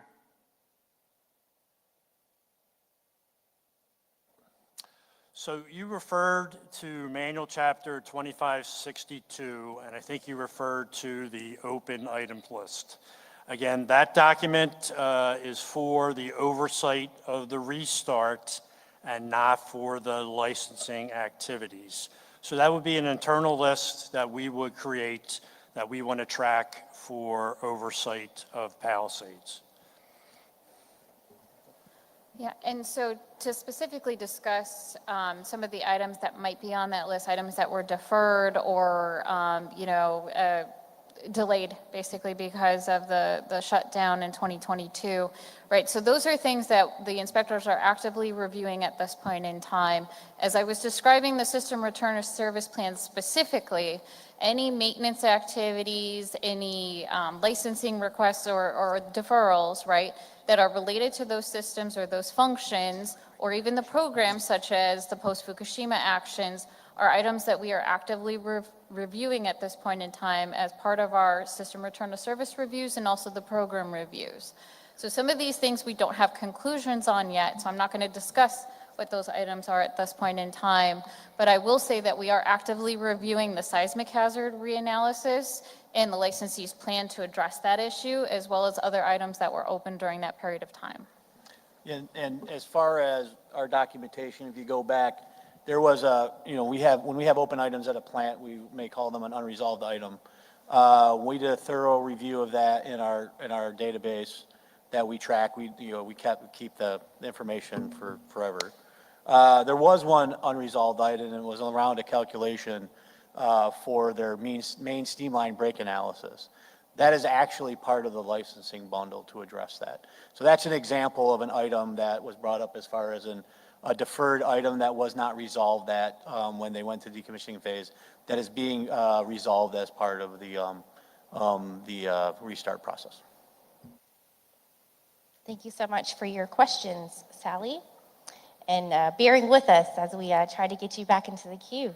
Okay, so now we're going to go back to in-person attendees that took a ticket and indicated they wanted to speak. So while Jason was answering, I went ahead and pulled 5 tickets. So the first ticket belongs to ticket 13, Darby. The next ticket will be ticket number 1, Mr. Blend, Alan Blend. The third ticket is ticket number 11, Dave. The fourth ticket is ticket 16, Jamie. And the fifth ticket is ticket number 10, Dylan. So if we could go ahead and start with ticket number 13 for Darby. Well, thank you so much for the opportunity for public comment. I would like to say that my husband and I are strong supporters of nuclear energy and strong supporters of the reopening of Palisades. And we've been attending several of these meetings, and I thought just for curiosity's sake, it might be fun to see what ChatGPT says about the benefits of nuclear energy. So this is what came up. Several advantages, including a high energy output with a small environmental footprint, as it produces minimal greenhouse gas emissions compared to fossil fuels. Additionally, nuclear power plants operate with a high capacity factor, meaning they can produce a consistent supply of energy, unlike some of the renewable sources which depend on weather. And by the way, ChatGPT and AI require so much more energy than computer usage in the past. And so, and with, the greater needs being coming through data centers, we're going to need, obviously, more capacity to fuel that. And then just a simple Google search that came up from Stanford EDU. The main advantage of nuclear energy is that it is relatively low cost and consistently runs on its full potential, making it the ideal source to power national grids. Another advantage is that it is clean energy that does not create air pollution or release greenhouse gases. So in this way, it is much more sustainable for the environment than fossil fuels. Thank you. Thank you so much for your comments, Darby. Okay, our next commenter is ticket number 1, Mr. Blend. Thank you. The first for Phil. You, on an earlier question, you said you couldn't respond because there was active adjudication. And I'd ask you if you could reconsider that response. Yeah, so let me just answer that. So what I meant to say was that I can't respond for what a lawyer said in the proceeding. I can't speak for a lawyer. Okay. My question, in your presentation, you stated that to gain approval for restart, Holtec must gain NRC approval to restore the licensing basis of the plant to an operational status. That was in your presentation. However, to date, no updated operating FSAR has been made publicly available, nor have we seen a formal submittal package from Holtec that documents this restoration. In an NRC request for additional information, the staff reviewer, Marilana Dole, stated, the content of the FSAR, updated FSAR, is important to the NRC staff's review because an acceptable updated FSAR is necessary for authorizing reactor operation. Given this, can the NRC explain how it plans to sequence Holtec's completion and submittal of the updated final safety analysis report with your review and potential approval of the proposed technical specification amendment request? And will the NRC issue a formal SER, safety evaluation report, on Holtec's final safety analysis report restoration to operational status, particularly given your statement that this approval is a prerequisite for restart? Thank you. I'll take a shot at that. As I said in my slide, the staff is using, in its review of the operating license and technical specification amendment, Rev 35 as the FSAR of record for the plant, plus the changes described in the RAI responses that you referenced. This FSAR 35 is on the docket. They reference the ML number, licensee referenced the ML number in their application, and is publicly available. We did not see the need for them to resubmit Rev 35.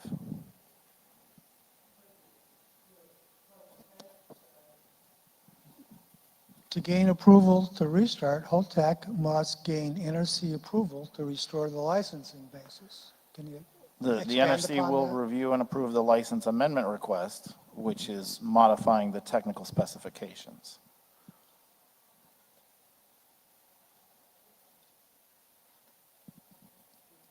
Technical specifications operationalizes the licensing basis. So one is not a replacement for the other one. The license, the tech spec sits on the senior reactor operator's desk, and that's how he operates the plant, and that's how he knows he's in conformance with the licensing basis.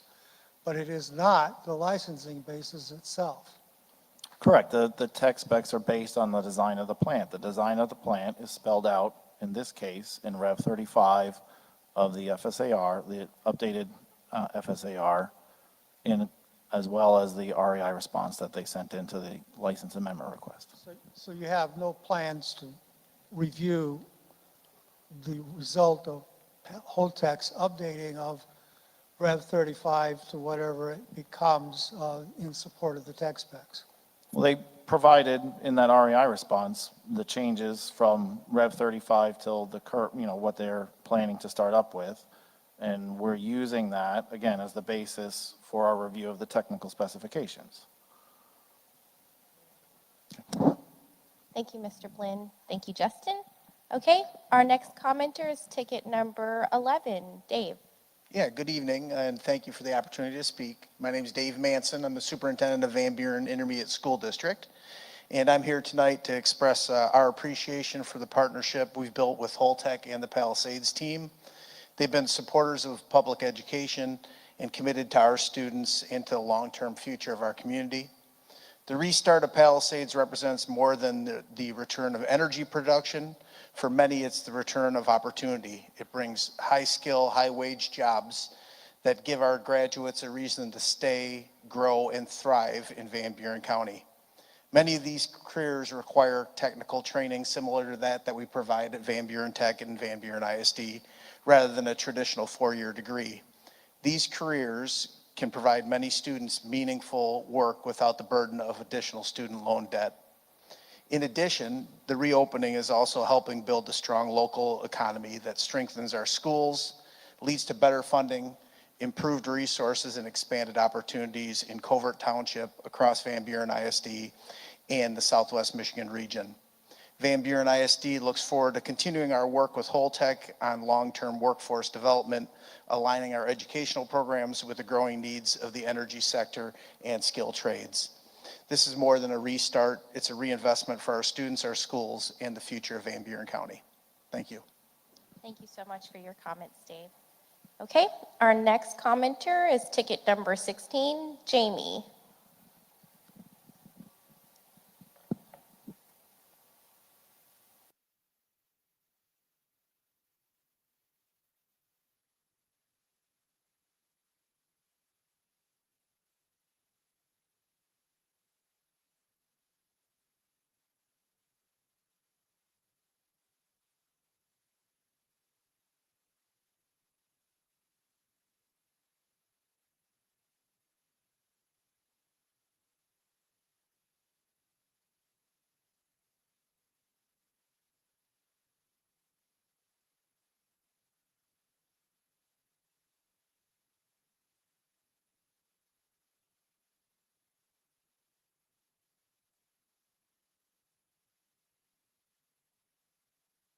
Wouldn't otherwise hear.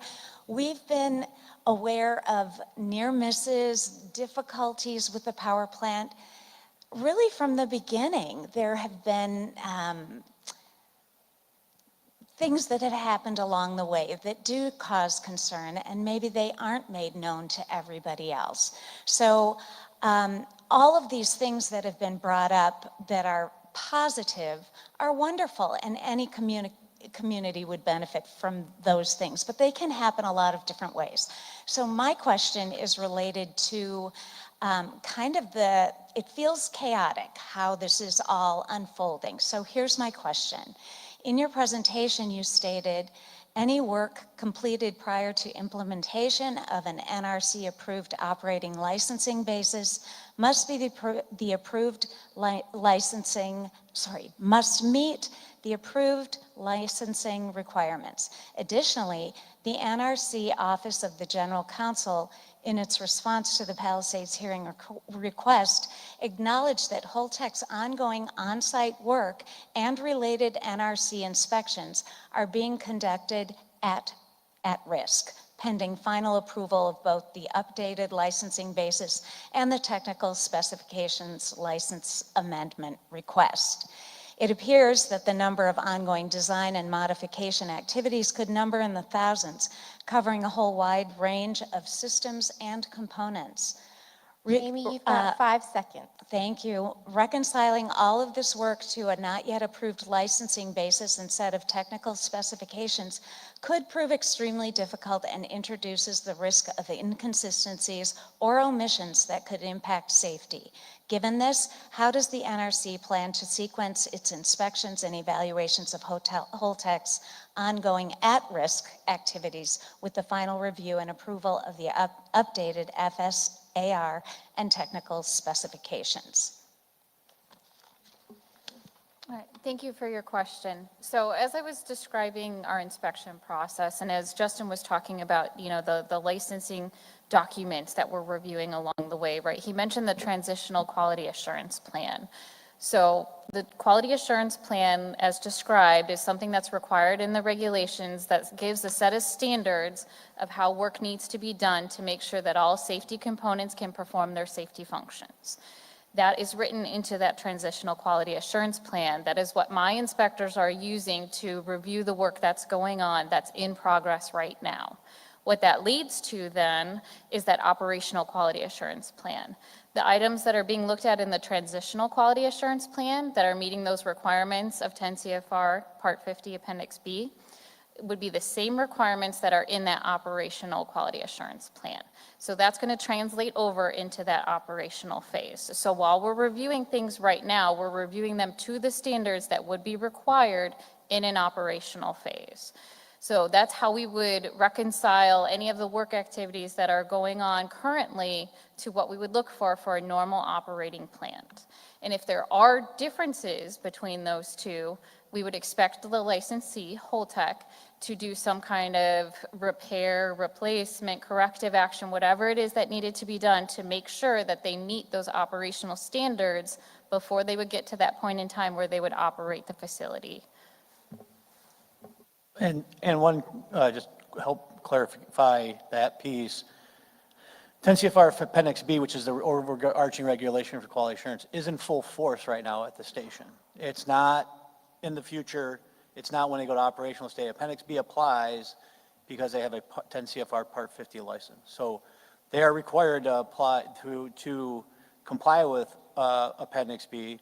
The reason they needed a transitional quality assurance plan is because their decommissioning quality assurance plan, which is governed by a different part of regulation, did not require as much compliance with Appendix B. They have to be full compliance with Appendix B right now.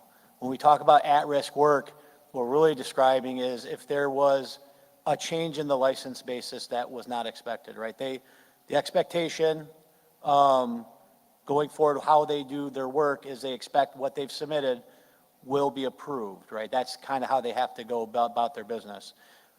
We look at that piece, and if something came back that was different than what they submitted, they would have to go through the process to rectify that to make sure it lined up with the design basis. Our inspectors are looking at that every single day for every single activity that we're inspecting. So we have that, if you will, through line to the operational regulations as we do inspection. I hope. Thank you, Jamie, for your comments and your question. Thank you, April and Jason. Okay, ticket number 10 belongs to Dylan. Good evening, I'm Dylan Burnett. I'm from Hager Shore. I'm also the president and business agent for the Laborers Local 355. We currently have 1,300 members. I have 80 of them, roughly 80 right now out at Palisades. Probably when we hit peak, we have well over 100. We are one of the only locals in the United States that have 2 nuclear plants, the one in Bridgman as well. We have our own training center that we moved specifically down here in St. Joe just for these 2 nuke plants. Out of our 1,300 members, we only have a handful that will meet the requirements and the standards to work at these nuke plants. Not everyone has the capability of going out here and doing this. So I don't call them construction workers, I call them nuclear workers, okay? So every single one of my members that are out there currently right now reside in either Allegan, Berrien, or Van Buren County. These are not just jobs, these are careers, and every single one of these individuals give back to the community. So I thank Holtec and I thank the NRC for coming here tonight. Thank you all. Thank you for your comments, Dylan. Okay, Courtney, now it's time to turn it back over to you for any online or on phone line comments or questions. Thanks, Sophie. And I just want to remind everyone that when you do raise your hand on Teams, it puts you in a queue. So if you lower your hand, it does take you out of that queue and puts you in a later spot. So please be patient with us and keep your hands raised. I see that Dave Simonelli, I apologize again, has their hand raised. So Dave, if you want to see if you can unmute your mic. Okay, can you hear me? We can hear you. You've got 2 minutes. Great.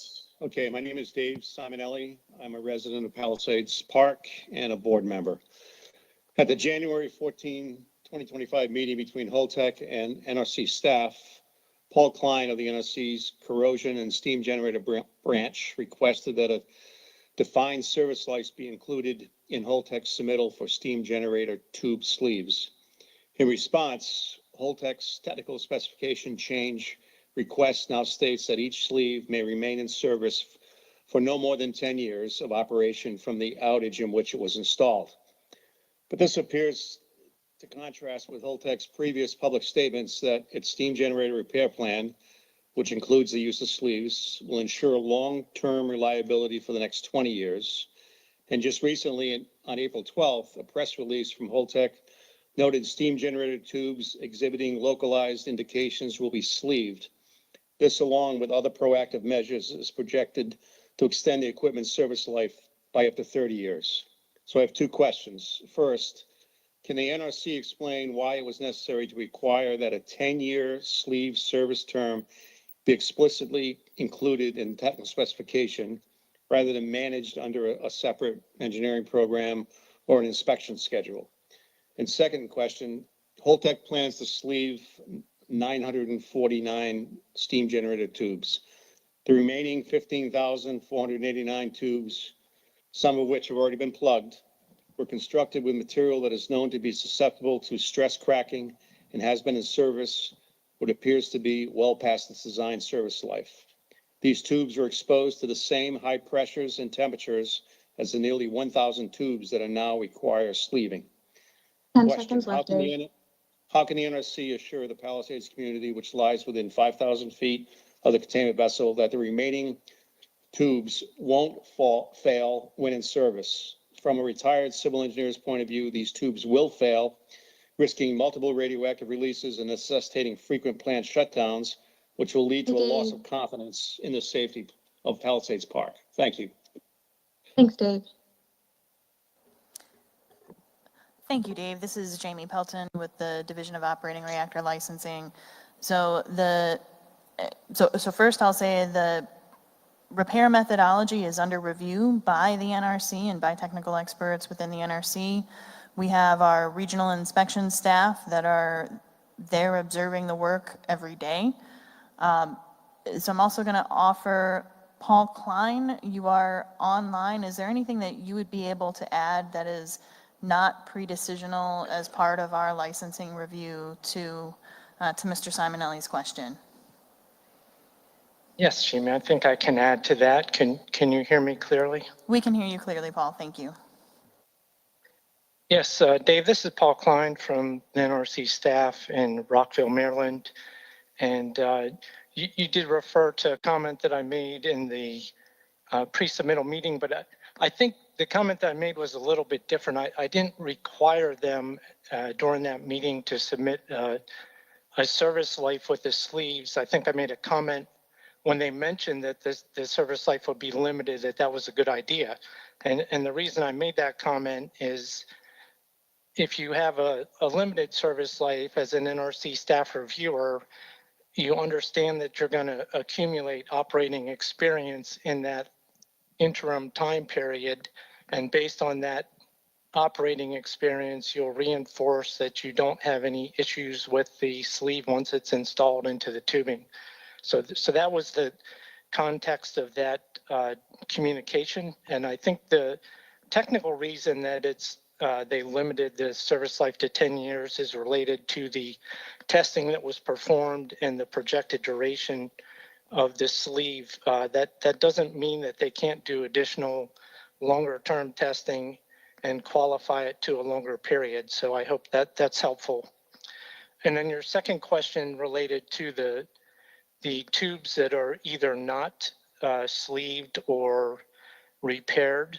The question was, how can we provide assurance that those tubes will remain in service and not fail?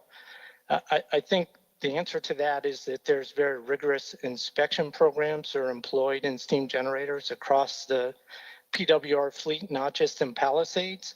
And there's a long track record of those inspection programs being able to detect flaws and take tubes out of service or repair them before they get to a point where they're challenged with respect to tube integrity. So that is the response to question 2.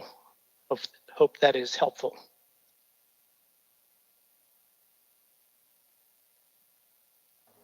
Thank you so much, Paul. All right, I see next we have Terry A with their hand raised. Please clearly state your name and any affiliation if applicable, and you should be able to unmute your mic now.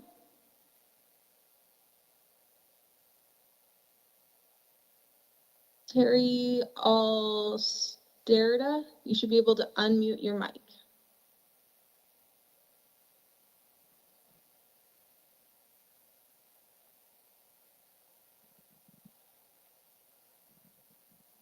All right. Oh, Terry, I think you. Is it okay now? Good. Yes, yes. Okay, thank you. My name is Terry Alsterda. I'm also from the Palisades Park community since the 1950s, and am currently also on the Palisades Park Board. At the February NRC public meeting discussing Holtec sleeving license amendment request, Paul, thank you.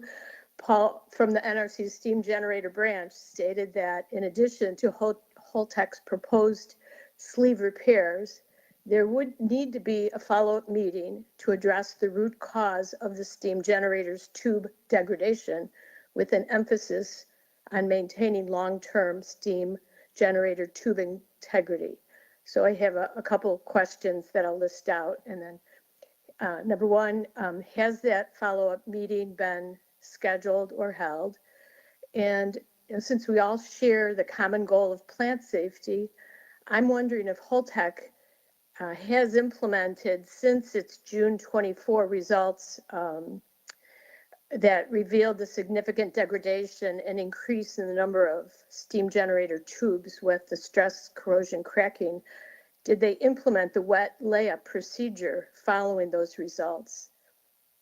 I'm also interested in knowing whether a follow-up inspection has been scheduled or done since the June 2024 inspection.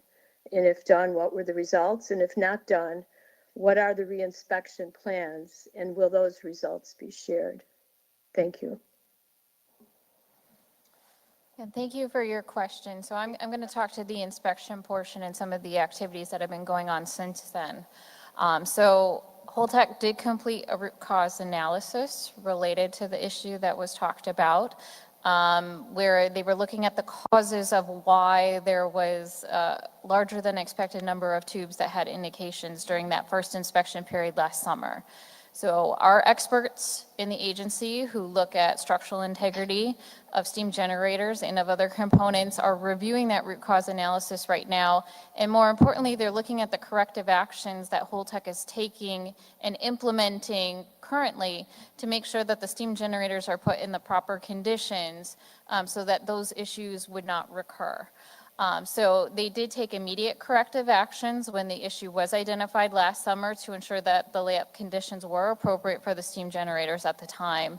And since then, now the plant is getting back into a condition where they can start doing inspections of those tubes once again to prepare for the repair activities that were described in the license amendment request related to sleeving, and then subsequent testing after those repairs are done to ensure that they were done appropriately. So that's just kind of the sequence of those events as we're looking at them right now.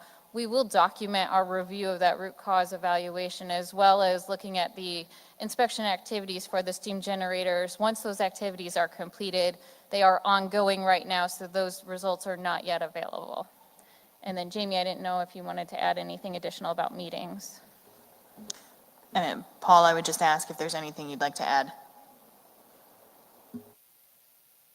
I would like to add that in response to your first question, has that follow-up meeting been held with Holtec yet? The answer is no. We're waiting until they do final testing, which is scheduled to occur in the near term. And then once all their testing is completed on the steam generator tubing, our plan would be to have a phone call with them to discuss the results. And we would document any type of discussion that we had so that it would become available to the public. Thanks, Paul. Thank you, Terry, for your comments and questions. Okay, so now we're going to go to 5 more people in the room. So my next numbers are ticket number 8, belonging to Brandy. The next one is ticket number 4, Tom Flynn. Ticket number 6, William. Ticket number 3, Jody Flynn. And ticket number 14, Bruce Fetzer. So ticket number 8, Brandy, you're up first. If Brandy's still with us. Oh, I don't see Brandy. All right, we're going to go to number 4, Tom Flynn.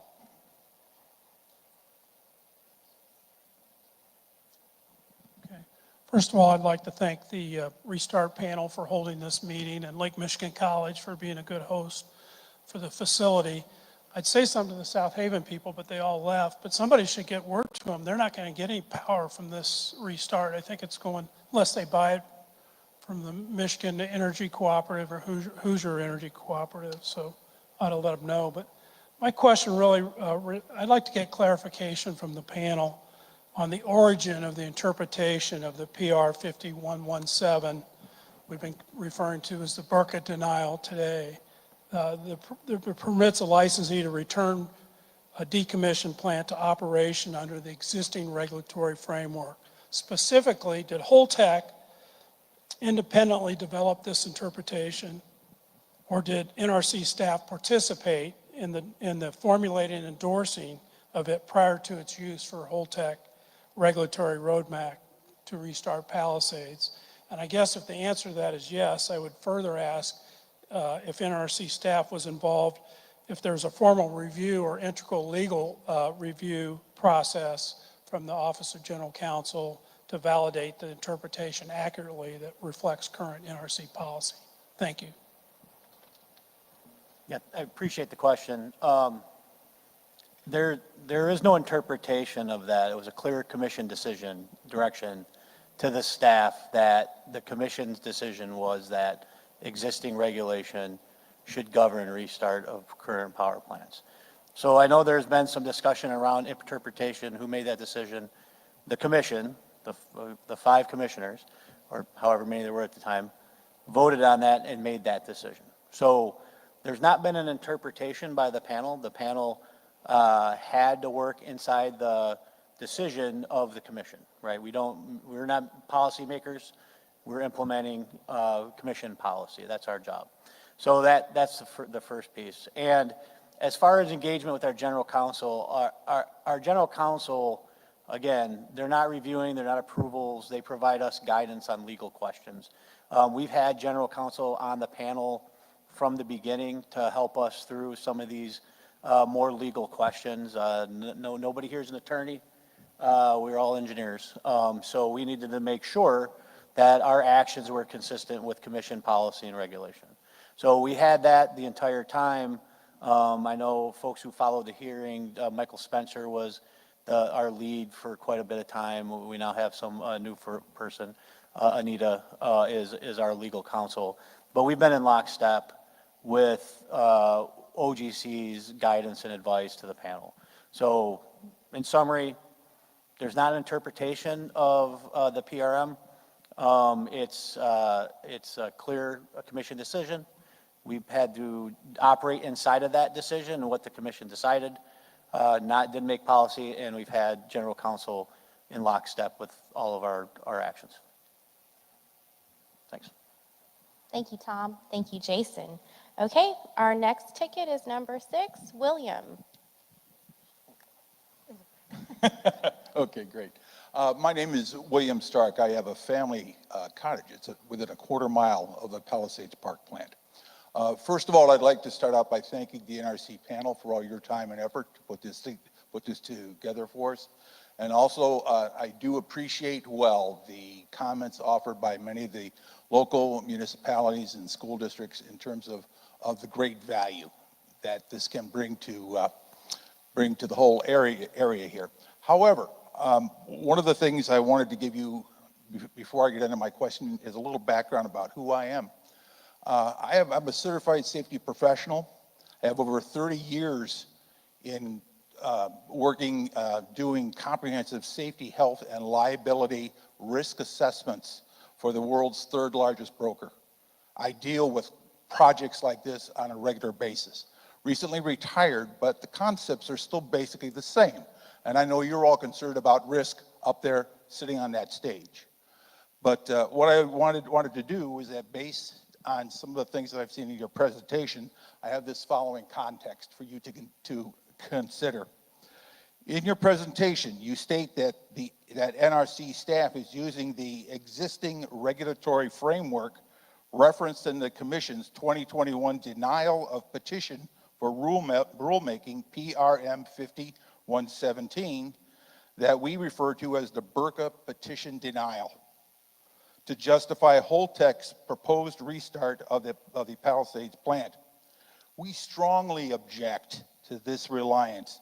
The Burka denial was never intended to authorize reversal of 10 CFR 50.82 certifications, nor to create a regulatory pathway for restarting a decommissioned reactor.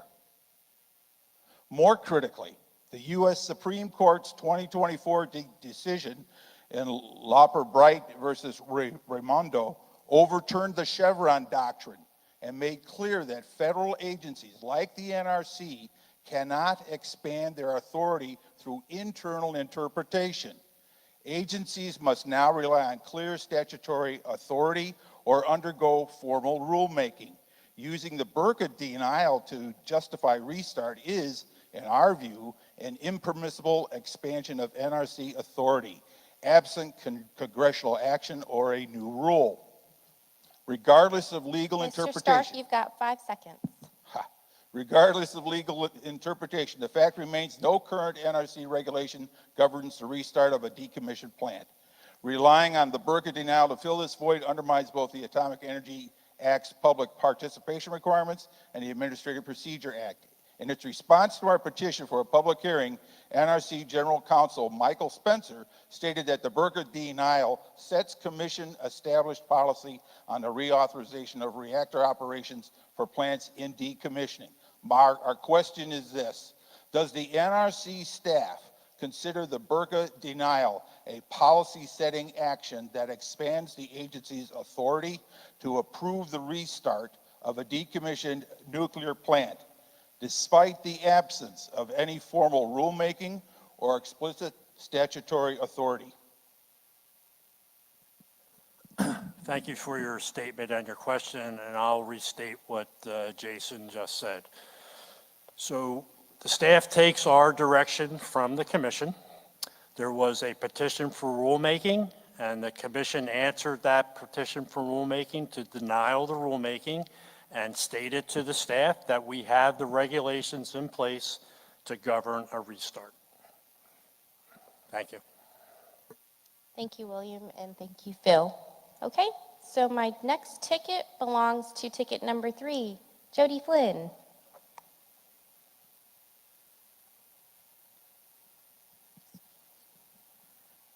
You're in a funny spot. Hi, my name is Jody Flynn. I am one of the petitioners whose petition was denied.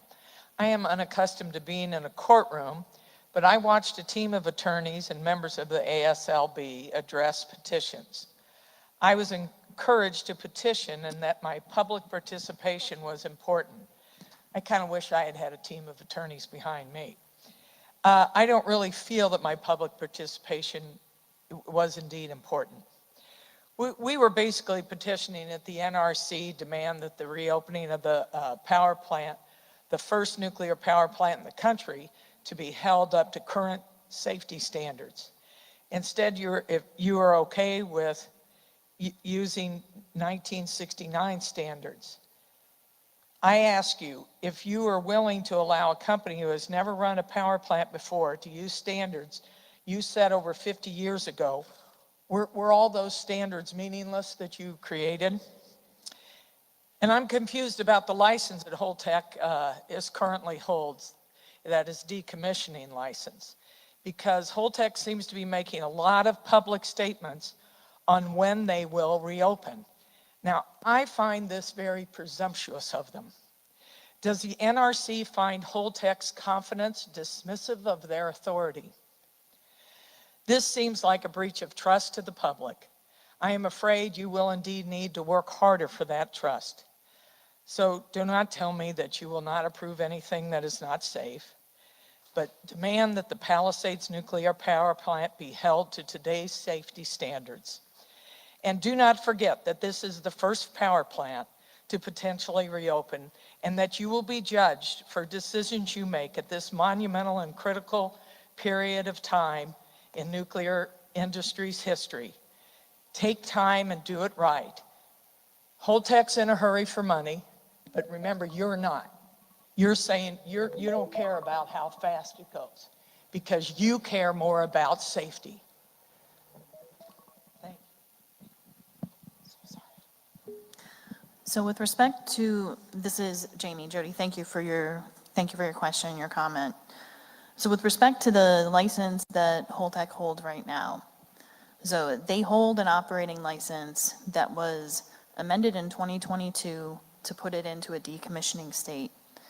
The amendments that are in front of us right now for review, that we will review to the safety standards to where Holtec was or where Palisades was when it was operating in 2022. We are evaluating the technical and safety requirements for those amendments. And, if we approve, those amendments will go back into place and will transition from a decommissioning to an operating state. So.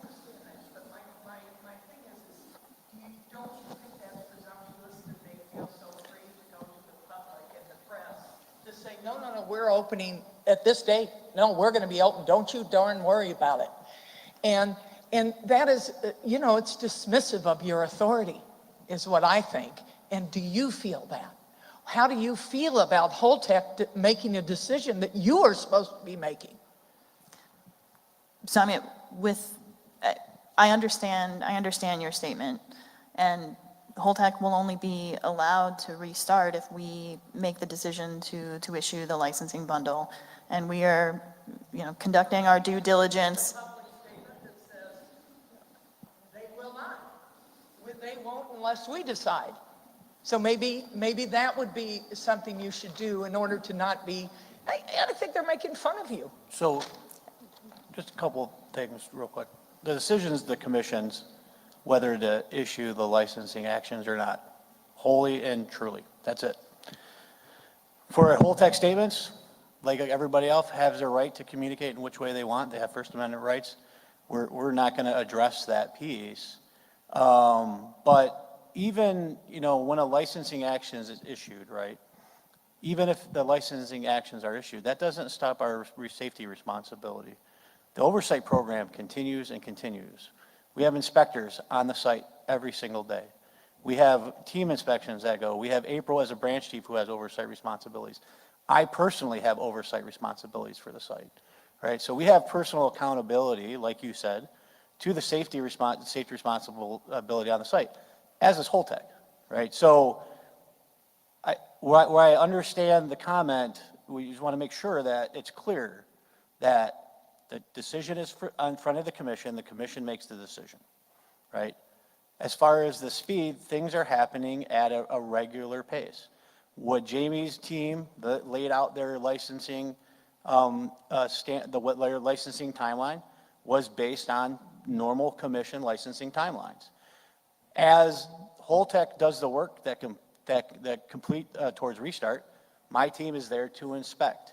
It's not moving at, I understand 18 months seems like a short amount of time, and there is a lot going on, but it is, in our mind, from our perspective, we are not rushing at all.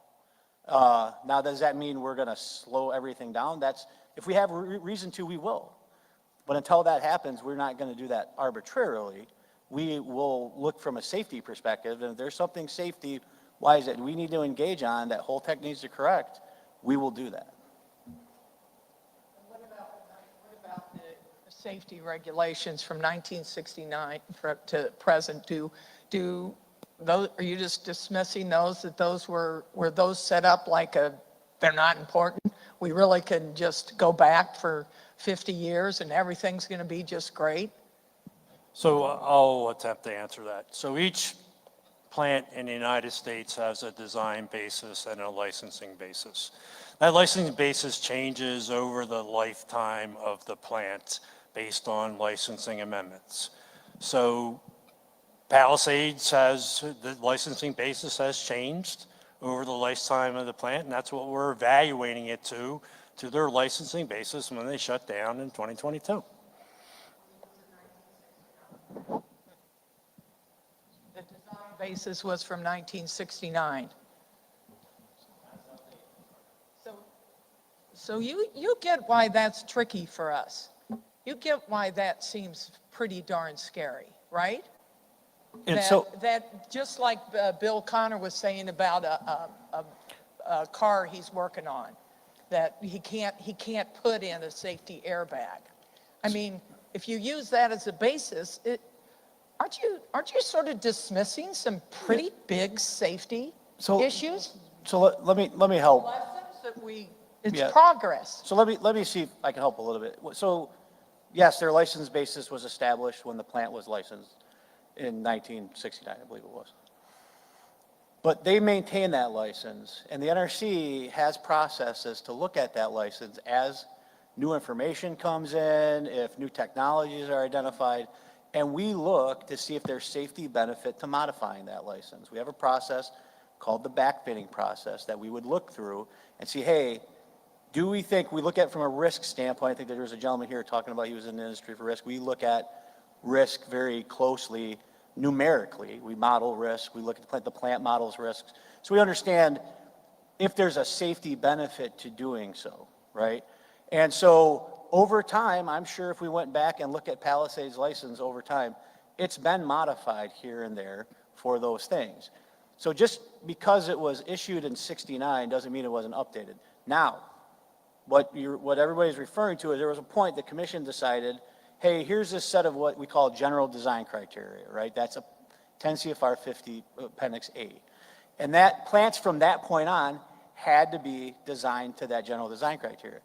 That doesn't mean that those safety theories don't exist at Palisades. They're just not called out as specifically as they would be back for the general design criteria. So we continue to review. We review when we relicense the plant. When the license was renewed, that's a very large effort. The whole design basis gets reviewed. Like we talked about with the FSAR, we do a ton of inspections to ensure their safety systems are up to speed, they're maintaining aging management. So the perspective, and I've been doing this a long time, I've had a lot of plants, I've had a lot of old plants that one's safer than the other isn't really true. They were designed differently, right? And so they're designed differently, and you go plant to plant, those things can be very different how the plant's designed. But generally, if you look at the original concepts that the AEC, the Atomic Energy Commission, licensed plants at, and then what the general design criteria say, if you were to go do a research project that match those up, you would see it be correlated pretty closely. So I understand the plant is an old plant. We have processes for inspecting that. The licensees are required to maintain their systems. They have to come back to us for relicensing, and we do those reviews then. So hopefully that helps put the context in. So it's not like the license, we snap a line in 1969 and never look at the license again. That's not what happens. That's not how our program works, nor how our oversight works. I apologize. We are significantly over Sorry. time, and I have We didn't move 7 on. other people who have patiently been waiting. If we have additional time, I will circle back to the group. I apologize. My next person who's been waiting so patiently, Bruce Fetzer, please come to the mic. Thank you. I'm Bruce Fetzer, a resident of Southwest Michigan, and I strongly support the potential reopening of Palisades. Also learning about the potential and strongly support the potential of adding 2 new small modular reactors potentially. I think these projects are really crucial to adding clean, reliable baseload energy to the electrical grid. I think that if Michigan does not address the exploding demand for electricity, it's going to face economic hardship in the future. Having reliable energy is simply part of its necessity as an entity. I think these projects represent the opportunity for Michigan to be on the world stage as well, and so as a leader in this area. I want to commend the NRC for what I heard tonight about maintaining a culture of safety. As a former chemical engineer and stomped on enough plants myself, that's no small feat. So thank you for doing that. Thank you for your oversight, and I look forward to the potential restart. Thank you, Bruce, for your comments, and I apologize. Thank you, Ms. Flynn, for your comments as well. And thank you to the panelists for your interactions. I know I don't have the number on the screen, but I actually only have one more ticket pool. So lucky ticket number 2, Cheryl, if you would, please come to the microphone. Good evening, everybody. My name is Cheryl Preston, and I am a laborer with the Local 355. I currently work at Palisades. I have been working nuclear for the past 9 years. And prior to that, I was a commercial loan processor at a bank, and I had lost my husband a few years prior, and I was trying to make ends meet when a friend told me, "You're smart enough to do nuclear." And so I joined. I was able to put my son through college, and I'm able to do some of the stuff that I love by working nuclear. Some of the things that I love is I love to restore antique sewing machines. And when I do this, I look at them and they have good bones. And I look at Palisades, it has good bones. Just like the gentleman who restored his truck. It had good bones. But he couldn't add the safety stuff to it. We can at Palisades. You know, with a crib, would you put your baby in an old crib? Well, my oldest son worked at Palisades for 3 months. He travels nuclear as well. So yes, I'd put my baby there because I did. I have been inside Palisades watching them do these inspections. And I mean to the extent that it is unbelievable. I am even amazed. And I've done 35 outages and at 9 different nuclear plants. And I'm amazed at the requirements that the NRC is having Palisades to uphold. The safety that they require. When I was asked by my VA to come here to speak tonight, the first things that I wrote down was I wanted to write down real quickly, what does nuclear mean to me? Nuclear means safety for me, safety for the plant, and safety for the community. We are told that over and over and over again every single day with our pre-job briefs, with our walk downs, with our talks. And safety is huge. Safety is a key part of everything that we do out there.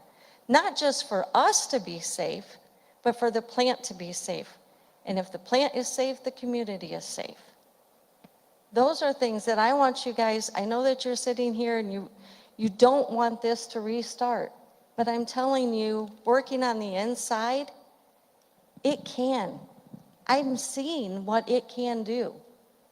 With steam generator, I was part of a sleeping project at Beaver Valley Nuclear, and sleeving, it worked. So please stop and relook at these things and the safety that the NRC is bringing for you. Thank you. Thank you so much for your comments, Cheryl. Okay, at this time, I know there are at least 5 individuals who've been waiting patiently online. Typically, what we've been doing is 5 in person and 2 online. However, I've gone through all of the tickets that people have indicated that they wanted to speak. Before I go over to Courtney, is there anybody in the room that has not had an opportunity to speak and wishes to speak? Okay, so if it's okay with you, ma'am, I will let Courtney do 3 people online, and then I'll come back to you. Thank you so much. Courtney, please take it away. Great, thank you, Sophie. So I see the first person is Douglas Stewart. Just give me one moment, Douglas. Please clearly state your name and any affiliation, if applicable, and you should be able to unmute your mic at this time.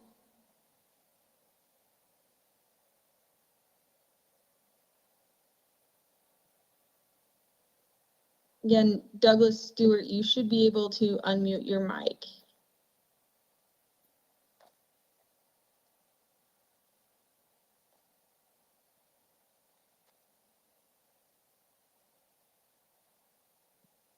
All right, Douglas, I will get back to you in one moment. Let's see if we can get somebody else. So the next person I have is, I just see the name Jim. So one moment, Jim. You should now be able to unmute your mic. Please clearly state your name and any affiliation if applicable. This is for the speaker who is here under the name Jim.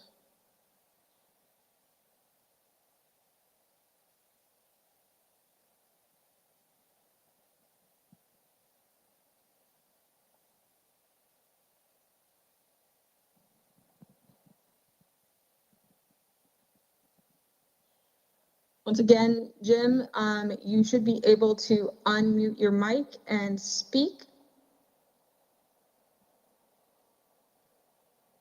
Courtney, if I can just cut in for Douglas and Jim, if you're unable to use your computer for the audio, please feel free to call into the bridge line. That number is 301-576-2978. The phone conference ID number is 929-026-745#, and you'll have to press *5 to raise your hand. The information is also on the screen on Teams if you weren't able to hear me say the number. Sorry, Courtney, I'll hand it back over to you. No, thank you. I appreciate that, Sophie. So I'm going to go to the third person in line. If you can just bear with me one moment. All right, Kathy Barnes, you should be able to unmute your mic at this time, and please again state your name and any affiliation. Hi, this is Kathy Barnes. I'm with Don't Waste Michigan. And I and about everybody else that I know are against nuclear energy. I also did a Google search, and these are the disadvantages of nuclear energy. Greenhouse gas emissions, fossil fuel dependency, nuclear radioactive risk and incidences, such as Chernobyl, 3 Mile Island, Fukushima, etc. Non-renewable resource, environmental effects of mining. I don't know if you've ever seen documentaries about how the Navajo people were hurt by uranium mining. Spent fuel shortage, storage. That's a problem, continuing problem. High construction costs, terrorism threats, global competition, nuclear weapons and proliferation, cancer and infant mortality increases, etc. I don't believe I would want my children to work in nuclear energy because of the risks. One of my relatives went into a dirty nuclear plant and told me all about it. It sounded like a nightmare. And I've heard such nightmares about Palisades. A recent study that came out, it's available at radiation.org, is about infant mortality.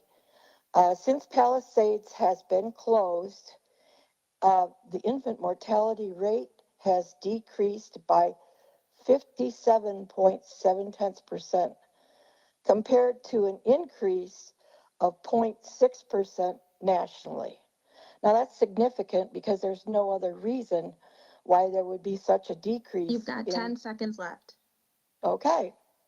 There's no other reason why there was such a decrease in Van Buren County in infant mortality and morbidity, except that the plant closed. And this also includes low birth weights and other factors. In other words, when the plant is closed, it's healthier for people. And my question is that I wonder, now, Holtec took on decommissioning. Kathy, your time is up. I have a question, if you just let me ask a quick question. How much did they take out of the decommissioning fund? And are they going to restore it if they are not able to shut down and decommission the plant? Thank you. Hi, this is Justin Poole, Division Operator Reactor Licensing. To answer the last part of your question, well, to answer the first part, I'm not sure of the number that they've taken out, but they have submitted their decommissioning trust fund reports that they submit every year, so you could find the number in there. As far as needing to replenish the decommissioning trust fund, if that were the case, so in Part 50, there is a equation that licensees will use to determine the amount of decommissioning trust fund that a plant needs to have based on age, the size of the reactor, and other factors. So that we would need that assurance from the licensee as part of our licensing transfer review that they have adequate funding in their decommissioning trust fund prior to issuing that license transfer.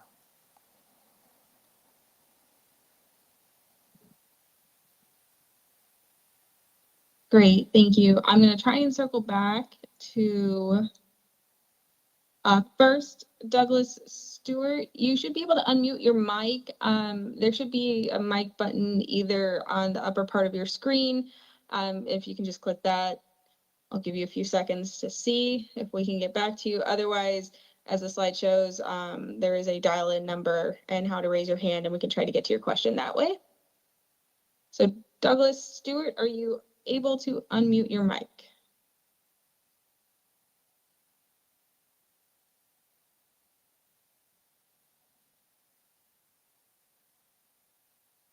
All right.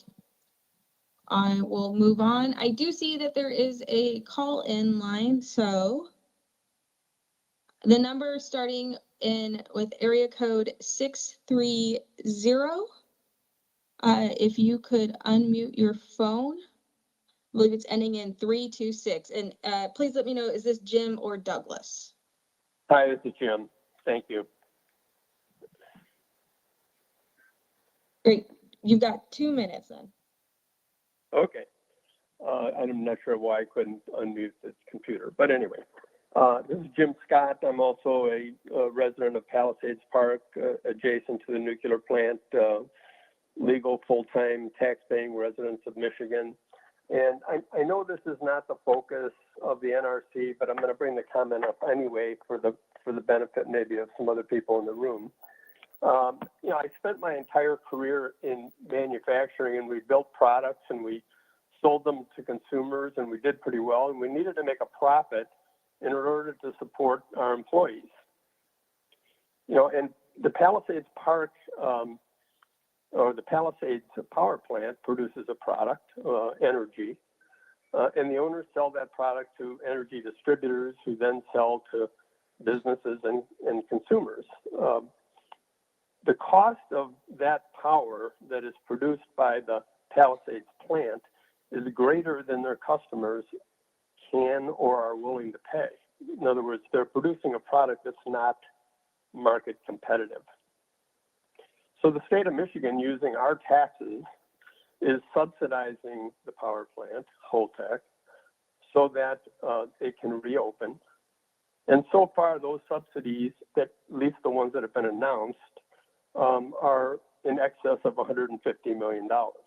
Those are our taxes that they're subsidizing this plant. And it's likely going to be more.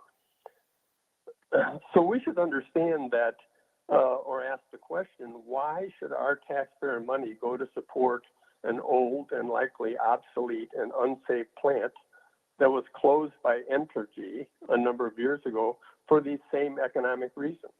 Got 10 seconds left, Jim. Frankly, I don't want my taxpayer money going to support a business that cannot produce a product that is market competitive. Thanks for allowing me to comment. Hi, Jim. Thank you for your Great. comments. You know, as you stated, you know, the mission of the NRC is to ensure public health and safety. The financial, where Holtec gets the financial support is outside of our safety mission, other than evaluating that they're financially capable of running the plant. So I just wanted to restate our mission. Thank you.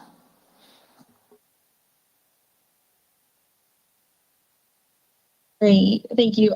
So I do see another number called in, so I'm gonna unmute the mic real quick to see if this is Douglas. So the phone number with area code 708 and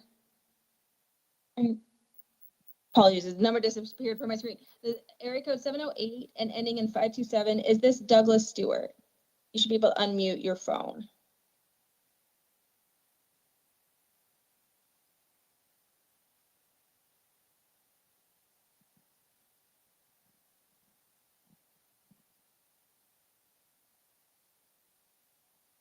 Again, this is the number area code 708 ending in 527.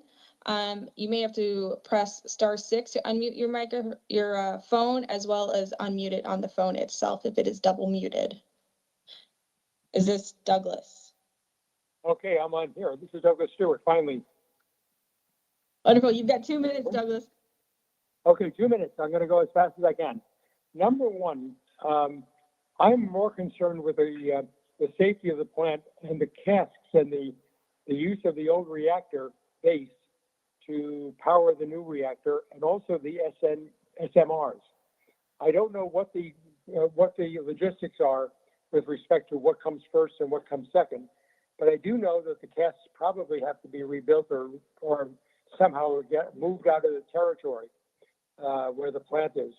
This is a serious concern, and I know that you guys have addressed it. I'll wait for your comments. This is all I have to offer. Thank you.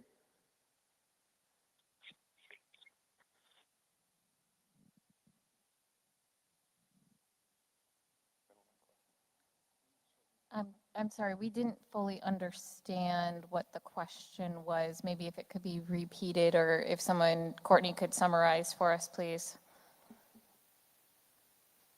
Douglas should be able, your mic should still be able to repeat the question. I'm going to repeat the question very quickly. I'm looking for advice in terms of whether the SMRs are going to be put in place before the reactor is rebuilt, or whether the reactor is going to be rebuilt at all, number one. Number two, there are cement casks, concrete casks, that are holding spent fuel rods. We believe that the casks are deteriorating. The question is, what is the status of those casks, and whether the deterioration is something we should be concerned about? And my last question, which I think was raised just a moment ago, is the ridiculous cost per kilowatt hour coming out of this plant. This is a business question and really has nothing to do with NRC necessarily. But thank you very much for taking my questions. Thank you for your patience with me. Hey, Douglas, thank you for your questions and for your comments. So this is Jamie Pelton. With respect to the potential small modular reactors, or the SMRs, that are being considered, that is being handled by a different division at our NRC headquarters office. There are a separate series of public meetings that you can participate in, and other ways to get information on that, but that is outside of the scope of this meeting. I'll turn it to April for your question on the casks. Okay, I'm going to try to answer the question that I believe was asked about the casks, and it was about the structural integrity of the casks, if I understood correctly. So the casks are inspected on a yearly basis. We have an inspection even in decommissioning, where we have specialists who look at the structural integrity of the casks, who look at the program that the licensee maintains to ensure that the structural integrity is maintained of those casks. So those inspections have been conducted while the plant was in decommissioning. They just conducted those inspections as well for the plant just earlier this year. And then those will continue to be inspected to ensure that that structural integrity is maintained moving forward. As far as potential issues that were identified previously related to those casks, right, those issues were evaluated when they were identified and still determined to be safe in the location and situation that they are currently in. Thank you for sticking with us, Douglas, and thank you to my panelists. Okay, so I have 3 final individuals. I'm going to take the last comment in person from my young lady here in the second row, and then we'll close it out with 2 final commenters online, Philip and Madison. So please. Thank you so much. My name is Martha Eldridge Stark. My grandparents bought our home in Palisades Park in 1945. Prior to that, they had rented cottages in the same area. My dad was a B-17 pilot in World War II, was shot down early in the war, spent 2.5 years in German prison camp. At one point, he said it was thinking about Palisades that kept him sane, and that is why my grandparents decided to buy the cottage. You can understand why it's critically important to us. I believe you when you say you want to keep this safe. I just want to remember that we are also, in addition to properties that are so valuable to all of us, remember that we're sitting on one of the largest bodies of fresh water in the world, and there's huge potential to impact that. There's so much money involved in this, and there's so much political pressure as far as this goes. I want to know, sort of ask you a personal question. How does that political pressure affect you? Several times you've referred to the commission. I understand you have to do what the commission says, but they're under even more political pressure with tons of money involved. How do you handle that pressure, and do you feel safe? As you said, you want the workers in the Palisades plant to feel safe to report issues. How safe do you feel in reporting to the NRC, and do you think you're heard? I'll start, and I'm sure most of us will chime in on that. When it comes to our review of these licensing actions, our oversight, I feel absolutely, completely comfortable reporting to the commission. I'm not under political pressure. What I'm asked about is, what are you doing to ensure that this is safe? That we are not getting political pressure. I feel absolutely comfortable with the reviews that are being made. We are taking the time needed to ensure that safety is first and foremost. Yeah, I'll just emphasize, when we talked about our direction from the commission is that for policy, it's the commission sets the policy and we execute the policy. Yeah, so as far as looking at folks who live in the community, right? And I want to acknowledge you all because I lived in this community for 7 years. I was a resident inspector at the facility. We have resident inspectors here in the audience who live with you all in the community, who work at the plant every day. The safety of the people who live in this area is paramount, and I do take it personally because I know a lot of people who live in the area, and I want those individuals to be safe, and I want them to be able to live here and enjoy the beautiful community and the lake that you all and we all talk about so much. And so for me, it is a personal thing, and it's personal for my inspectors who are here every single day, and it's personal for the people who work with me and who understand the implications of what everything is that they're doing. So I just wanted to emphasize that because I do feel a connection, and I want to make sure that that is heard. Yeah, so one more. I grew up in Grand Rapids, so I'm from the area. My wife is also from there. We've got family up and down the western coast of Michigan. It's a special place for us as well. I'm very invested in Southwest Michigan. I'm very invested in Grand Rapids because of those family ties. But not only that, my whole career, starting 19 when I joined the nuclear Navy, has been devoted to safety and safe operation of plants.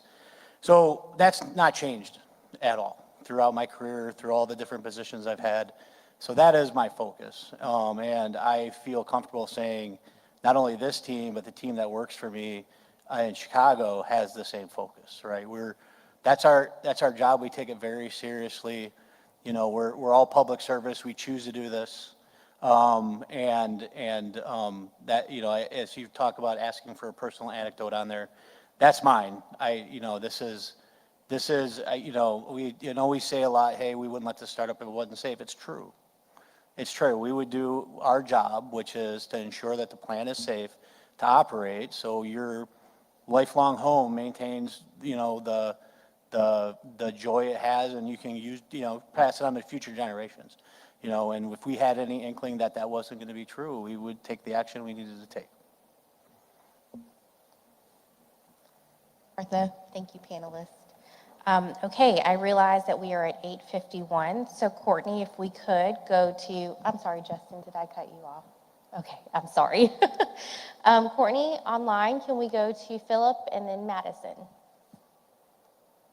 Just one moment. All right, Philip H., you should be able to unmute your microphone. Please clearly state your name and any affiliation if applicable, and you'll have 2 minutes. Well, good evening. Thanks for this opportunity. Appreciate it. My name is Phil Holt, and I'm speaking quickly in 2 different capacities. First, I am a part of Generation Atomic. We are a nonprofit advocacy group that promotes the peaceful use of nuclear power to address the dual challenges of decarbonization in our current energy transition, while both also recognizing that access to abundant energy is really paramount to the ongoing advancement of human well-being. I have been asked personally by our members in both Michigan, the United States, and globally to share their pleasure to see that the NRC is acting with both due caution to protect the public and also in alignment with its mission to regulate for the benefit of society and our environment. Secondly, I am also lucky to be a property owner in Michigan, where I maintain a lovely lake cabin, which has hosted some of my most precious family memories. From this, you know, more personal angle, we truly treasure the clean air and reliable power that the Palisades plant has provided in the past, and we look forward to seeing this pollution-free, carbon-free power that states. So I really have no questions. I only want to offer thanks to the Holtec, the NRC, local governments, and the folks on this call for their support in bringing this plant back. And I'll finish by saying that I even look forward to seeing alerts on Adams regarding hearings and the possibility of new SMRs for massive development. Thank you.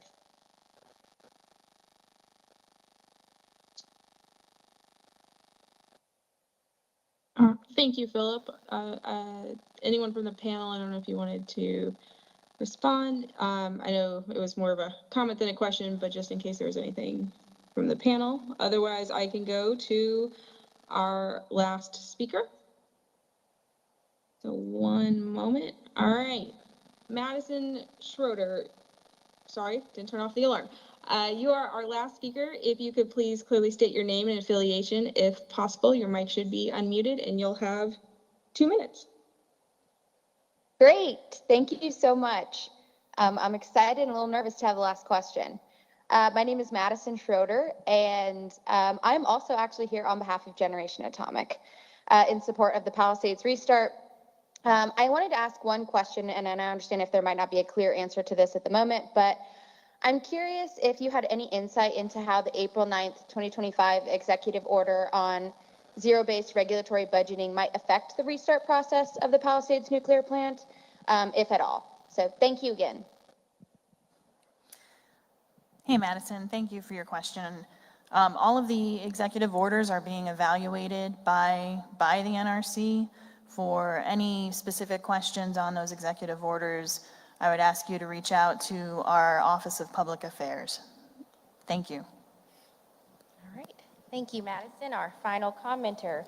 I do apologize as we have run out of time for the question and answer portion of the meeting, but thank you so much to everyone for your interest, your time, your attention, all of your personal and thoughtful comments and engagement with the panelists. If we were not able to get to you and you have questions or comments, please do send them to Palisades Restart Panel at nrc.gov. At this point, I'm going to hand it over to Jason to close us out for the meeting. Just real quick, I do really appreciate everybody's attendance. I know we get a lot at the beginning, and folks ask their questions, they walk out, but folks who stuck around, we really do appreciate the opportunity to engage. I thought we had a really good dialogue. I thought there were very good questions asked. Hopefully we provided at least complete answers, if they, satisfying or not. So we tried really hard. We got a lot of feedback from a lot of the, especially folks from the park, if I can call it the park. We really we take a lot of time to prep for these sessions, and we wanted to make sure that we really got, tried to get at some of the heart of your concerns. So hopefully that came across, and we do really appreciate it, and I hope everybody has a great night. Thanks.